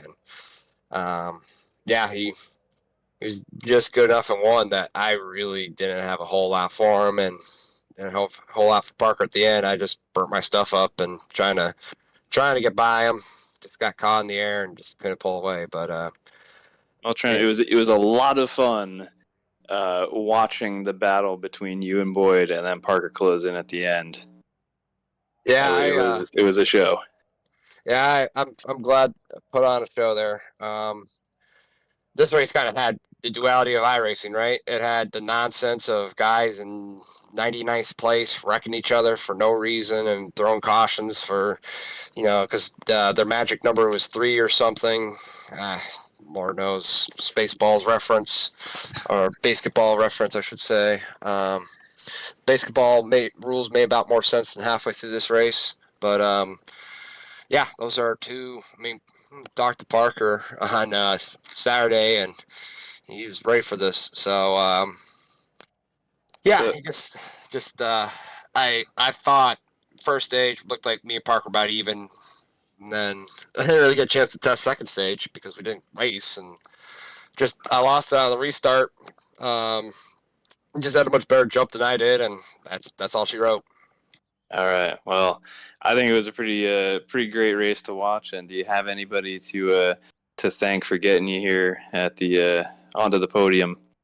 Yeah. Want to thank Mike McConville for looking out setups every week. One of the best in the business. Allows me when guys like Parker come in and Boyd come in to not be completely awful. I appreciate Mike's work on that. Rest of the Jordan Anderson Racing, Trent Curtis Racing team. Today wasn't a very good day for the rest of the team. We had power outage issues and have wrecked out in the early parts of the race issues and blown engines, and just the rest of the team just didn't have a great day. But I want to thank Premier Karts, Matt Busa of Team Conti for the help earlier this week. Thank my mom and dad for supporting my real racing dreams. And do want to give a shout out to Ethan Ball for my weekend experience this last weekend at Watkins Glen. Very much appreciated it. And do want to thank you, Colin and Dave, for putting on these broadcasts every week. It's always fun to come back and watch it through. Bristol should be a fun one. I will be watching the broadcast as I hope the Bills take down the Jags. Well, thank you for putting on a great show tonight. Oh, my pleasure. I was hoping I'd be 2 spots better, but it is what it is, I guess. Oh, we'll see you next week at Bristol. Well, you'll see my cars at least. It's been a busy night tonight, so we thank Trent for his time. Trent, thank you very much, and we'll see your cars next week at Bristol. Thank you, sir. Oh, thank you guys. Appreciate it. That the voice of Trent Curtis, driver the number 13 Chevrolet Camaro, as he brings home 3rd position on our podium. And it has been a long night, man. I mean, for your first night here in the SNN Xfinity Series, you really got a barn burner, that's for sure. Boyd Hogan brought home the checkered flag. He's joined on the podium by Parker Retzloff and Trent Curtis. Tyler DiVincenzo and Gabriel Lafreniere make up the rest of your top 5, while Brock Packard, Dennis Mickelson, Sam Bolin, Sylvain Jolie, and Rich Jett round out your top 10. We're not going to go through the rest of these drivers tonight, as it has already been a long night. We've been here with you for quite some time. We want to thank all of you for tuning in here on Sim Racing Media. We want to thank you for welcoming us into your homes, onto your phones, wherever you may be and however you may be listening. And tomorrow and every day as you walk down the road of life, please don't play in traffic. Good night, everybody.